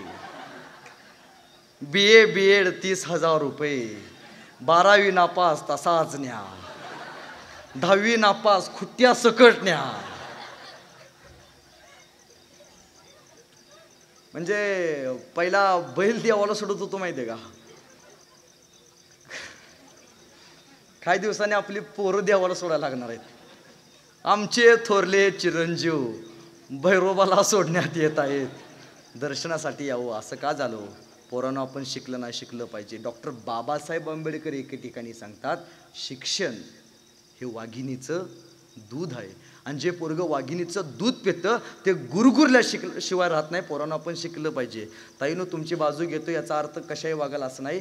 ताईनो एक वेळ शाळा नाही शिकलात तरी चालेल, आयुष्यात मोठे नाही झाले तरी चालेल, पण आयुष्यात अशी कुठलीच गोष्ट करू नका तुमच्या एका चुकीमुळे परमेश्वरासारख्या आईच्या डोळ्यामध्ये पाणी येईल आणि भगवंतासारख्या समाजामध्ये बापाला मान खाली घालून चालावं लागेल. एवढी गोष्ट करू नका.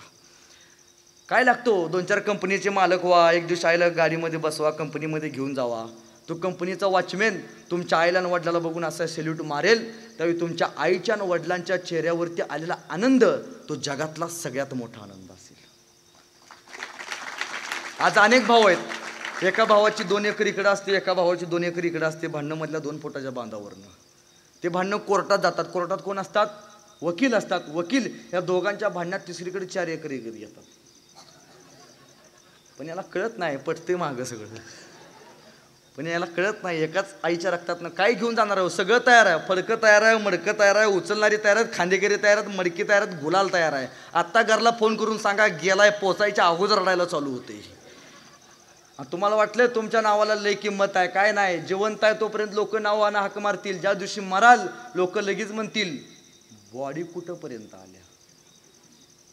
एका क्षणात तुमच्या नावाचं रूपांतर बॉडीमध्ये होईल. आयुष्यात काय घेऊन जायचं आहे तर आयुष्यात काल कळालं पाहिजे. काल रात्री तुम्हाला सायंकाळ कळालं असेल की माणसाला पैशापेक्षा सगळ्यात जास्त काय महत्त्वाचं आहे. माणसानं आयुष्यात केलेलं कर्म महत्त्वाचं आहे.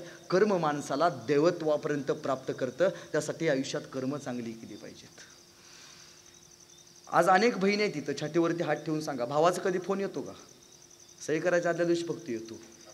आधीमध्ये किती भाव येतो. लग्न झालेला आपल्या बहिणीला कधी फोन केलाय का हो. नाही करत. बहीण मेल्यानंतर 10,000ची जरी साडी घेऊन गेला ना, बहिणीला नाही कळत भाऊ शेवटचा आलाय, भावाला उठून बघायचं आहे बरं का. आता नाही कळत. बहीण जिवंत आहे तोपर्यंत अभिमानानं स्वाभिमानानं जगली पाहिजे, यासाठी काम केलं पाहिजे. आणि पोरांनो तुमच्यावरती सगळ्यात जास्त जर प्रेम कोण करत असेल तर तुमची आई करते बरं का. आज आमच्या पोरांचं सहसत रक्त आहे. कधीतरी 60चं स्पीड 70वरती जातं. अनेक या जगामध्ये मी बाप बघितले ज्यांच्या खांद्यावरती पोरांची प्रेतं जळताना मी बघितलीत. समाज बदललाय. बापाच्या खांद्यावरती पोरांची प्रेतं यायला लागलेत. पोरांनो आयुष्यातलं रक्त सळसळणारं गाडीवरती दाखवू नका. सळसळणारं रक्त कधीतरी मैदानावरती जाऊन दाखवा. मैदानावरती ग्राउंड मारून दाखवा. आणि बापाच्या खांद्यावरती बापाच्या डोक्यावरती फौजीची टोपी घालून दाखवा. तो जगातला सगळ्यात मोठा मर्द माणूस म्हणला पाहिजे. यासाठी आपण स्वतःचं प्रयत्न केलं पाहिजेत. आज नोकरी नोकरी नोकरी. आज आपल्या गावाचं वाईट काय माहिती आहे का. अनेक गावामध्ये मी जातो साहेब, ताईनो खरंच सांगतो, ह्या गोष्टी आपण मनावरती घेतल्या पाहिजेत. आपण चेष्टेवरती घेतो. आपल्या गावामध्ये एखादं पोरगं असतं, पोलीस भरतीचं प्रशिक्षण करत असतं, अनेक पोरं तिथं पोलीस भरतीचा आर्मीचा प्रयत्न करतात, सिलेक्शन नाही होत, एका पोराचा नंबर नाही लागत, नशीब नाही लागत, ते घरला येतं, रडत येतं, नशीब नाही लागत, पोलीस भरती नाही होत. गावची कट्ट्यावरती न शिकलेले लोक लगेच म्हणतात, काय मेजर कुणीकडे चालला, ते खाता आटल्यात म्हणाला पोरग. एखादं पोरग MPC UPSCचं पुण्याला प्रयत्न करत असतं, नाही सिलेक्शन होत, अधिकारी नाही होत, घरला येतं, गावातील लोक म्हणतात काय अधिकारी कुणीकडे चालला, ते खाता आटल्यात म्हणाला. आपल्या पोरांना प्लॅन B तयार करून ठेवायला शिकवा. आणि सगळ्यात मोठं, शेतकऱ्यांच्या पोरांनो, काही करा पण शेतीला मात्र आयुष्यात कधी विसरू नका. आयुष्यात कधी विसरू नका. कोरोनाच्या काळात हे सगळे IT सेक्टरवाले कुठं आले होते? पहिल्यांदा घरला नव्हे, जिल्हा परिषद शाळेत आले होते. त्यावेळी कोरोनाच्या काळात संपूर्ण जगाला चालवण्याचं काम फक्त एकाच माणसानं केलं होतं. त्या माणसाचं नाव म्हणजे शेतकरी राजा. जर शेतकरी राजा जगला नाही तर भाकरी गुगलवरनं डाउनलोड करता येणार नाही, एवढं लक्षात ठेवा. ते शेतामध्ये जाऊनच तयार करावं लागेल. आणि पोरांनो, नोकरी नोकरी नोकरी नोकरीच्या मागं लागू नका. आमच्या इथं नगरला एक बाग आहे बरं का, एका बागेमध्ये 1 क्लर्कची जागा भरायची होती आणि एका जागेसाठी 1000 पोरांनी ॲप्लिकेशन केलं. स्वाभिमान शून्य पिढी जन्माला आली. एका पोराचं सिलेक्शन झालं, त्याला अपॉइंटमेंट लेटर हातात मिळणार, तोपर्यंत बागेतला शिपाई पळत आला, साहेब बागेतला गोरीला माकड मेल्यामुळे आपण याला नोकरी देऊ शकत नाही, दुसरं काहीतरी करा. पोरानं साहेबाचं पाय पकडलं, हातात दिल्याशी नोकरी काढून घेऊ नका, रडायला लागलं. साहेब म्हणले तुला पगार क्लर्कचा मिळेल, तुला फॅसिलिटी क्लर्कच्या मिळतील, पण जोपर्यंत बागेत गुरला येत नाही तोपर्यंत तू रोज यायचं, गुरलाचे कपडे घालायचे, पिंजऱ्यात जाऊन उभं राहायचं. म्हणला पगार क्लर्कचा. मग मला गुरला तर गुरीला. स्वाभिमान शून्य पिढी जन्माला आली. ते पोरगं रोज यायचं, गुरलाचे कपडे घालायचं, पिंजऱ्यात जाऊन उभं राहायचं. हे बारकी पोरं जायची, त्याला खायला टाकायचे. बरं आहे म्हणला, पगार पण चालू आहे, डेली अलाउन्स पण चालू आहे म्हणला. एकदा बारक्या पोरांची ट्रिप गेली होती आणि बारकी पोरं त्याला खायला टाकायला लागली. ते बेनं खाता खाता उड्या मारायला लागलं आणि उड्या मारता मारता चुकून ते वाघाच्या पिंजऱ्यात जाऊन पडलं. आता म्हणला जीव महत्वाचा आहे, जीव महत्वाचा म्हणून जोरदार ओरडा लागलं. ह्याच्या ओरडण्याच्या आवाजानं झोपलेला वाघ जागा झाला, चवतळण्याच्या अंगावरती आला आणि याच्या हातावरती हात ठेवून म्हणला, लेका ओरडू नको, नाहीतर दोघाची बी नोकरी जाईल. परत का आलं, वाघाच्या भूमिकेत MSc झालेलं होतं ना अस्वलाच्या भूमिकेत BSc झालेलं होतं. काय संस्कार बरं तो. अशीच एकदा आमची बॅच भरलेली बरं की, शेवटचे 1 मिनिटं घेतो. अशीच आमची बॅच भरलेली, आम्ही असं बसलेलो. सर वर्गात आले, आदेश तुला काय व्हायचं आहे? मला इंजिनियर व्हायचं आहे. सुदर्शन तुला? मला वक्ता व्हायचा. सुमित तुला? मला डॉक्टर व्हायचं आहे. मागच्या बाकावरती एक बेनं बसलेलं. सर त्याच्यापाशी गेलं, बाळ तुला काय व्हायचं आहे? तो तडकरून उठलं, सर मला मार्केटिंगमध्ये कलियल करायचं आहे. बेण्याला बोलता येत नव्हतं, बोबडे बेन होती. सर म्हटलं तुला बोलता येत नाही, तू मार्केटिंगमध्ये करिअर करायला निघालायस, दुसरं काहीतरी कर. पोरानं दान करण्यावर केला. सर केलं तर मार्केटिंगमध्ये करिअर केल्यानंतर शिकणार नाही. सर म्हणलं तुला काय करायचं आहे ते कर. दुसऱ्या दिवशी 100 रामायणाच्या प्रती घेऊन सर वर्गात आले. प्रत्येकाला 100 रामायणाच्या प्रती दिल्या. आम्हाला वाटलं आम्ही बोलणारी पोरं, चालणारी पोरं, 100 प्रती सहज विकू. 1 आठवडा गेला, 50 प्रतीच्या वर एकाची पण प्रती विकली गेली नव्हती. सर आले, सुदर्शन तुझ्या 20, आदेश तुझ्या 30, सुमित तुझ्या 35, 50 प्रतीच्या वर एकाची पण विकली गेली नाही. सर मागच्या बाकावरती गेले, पोरला विचारलं, अरे तुझ्या किती प्रती विकल्या गेल्या? ते बोबडं बोलणारं ताडकरनं उठलं, चल 100च्या 100 प्रती विकल्या गेल्या. सराला घामच फुटला. सर म्हटलं काय केलंस, कोणती स्ट्रॅटेजी केलीस? काय नाही सर, लोकांच्या दालात गेलो. बरं मग बेल वाजवली. सर बेल वाजवली की लोक भाईल यायची. लोक भाईल आले की त्यांच्या हातात ठेवायचं लामाईन आणि म्हणायचं लामाईन विकत घेता का वाचून दाखवू? लोक म्हणायची वाचून दाखवू नको, तुझं रामायण विकत घेतो. बोबडे बोलणं स्ट्रेंथ आहे का विकनेस आहे? तो विकनेस होता, ती स्वतःची ताकद बनवली. ती ताकद आपण बनवाल अशी आशावाद व्यक्त करतो. मी फार मोठेपणा सांगत नाही. माझ्या घरी कधी या, माझ्या वडिलांचं एक 20-25 लाखाचं घर आहे, पण माझ्या घरात आजही TV नाही. मी कधी TV बघितलेली नाही, सत्य आहे. माझ्या घरात TV नाही, 25,000चा सुद्धा TV नाही, पण माझ्या घरात माझ्या वडिलांनी छत्रपती शिवाजी महाराजांची, संभाजी महाराजांची 30,000 ते 40,000ची पुस्तकं मात्र जरूर आणून ठेवली आहेत. तेवढं गोष्टी करायला शिका. आपण हे कशा शिकायच्या? आपण संक्रांतीला एकमेकीला काय देतो? काय देतो? वाण. काय देतो वाणमध्ये? टिकल्याचं पाकिट, बोचा डबा, पावडरचा डबा. इथून पुढं वाणमध्ये एकमेकीला छत्रपती शिवाजी महाराजांचं पुस्तक गिफ्ट द्या. नक्कीच तुमच्या गावामध्ये येणाऱ्या काळात मर्द लढणारी पिढी, मातीसाठी लढणारी पिढी जन्माला आल्याशिवाय राहणार नाही. जाता जाता एवढंच सांगतो, 3 एप्रिलला राजांचं निधन झालं आणि एक हेर पळत आला आणि मला, हुजूर गजब हो गया, ओ नरदम सिबा मर गया. औरंगजेब खाली आला, नमाजाच्या रुकाता पडायला लागला आणि त्या खुदाचे आभार मानत म्हणाला, ए अल्लाह रहम दल्ली, ए अल्लाह तेरे जन्नत के दरवाजे खुले रखना, माँ बहनों की इज्जत करने वाला शेर सिवा तेरे पास आ रहा है. शत्रूला सुद्धा वाटावा असा राजा आपल्याला लाभावा. एक कवी मित्र एके ठिकाणी म्हणतो, रक्त सुद्धा रडलं होतं माझा राजा गेल्यावर, रक्त सुद्धा रडलं होतं माझा राजा गेल्यावर, थकला नाही कधीच तो अनेक युद्ध केल्यावर, जखमा सुद्धा म्हणत होत्या थांब राजा थोडं, जखमा सुद्धा म्हणत होत्या थांब राजा थोडं, हातात होती ढाल आणि पळत होतं घोड. अरे छत्रपती शिवाजी महाराजांचं नाव ऐकून एकदा डोळे झाक आणि तुझ्या मार्गात आलेली संकट कापून टाक, तुझ्या मार्गात आलेली संकट कापून टाक.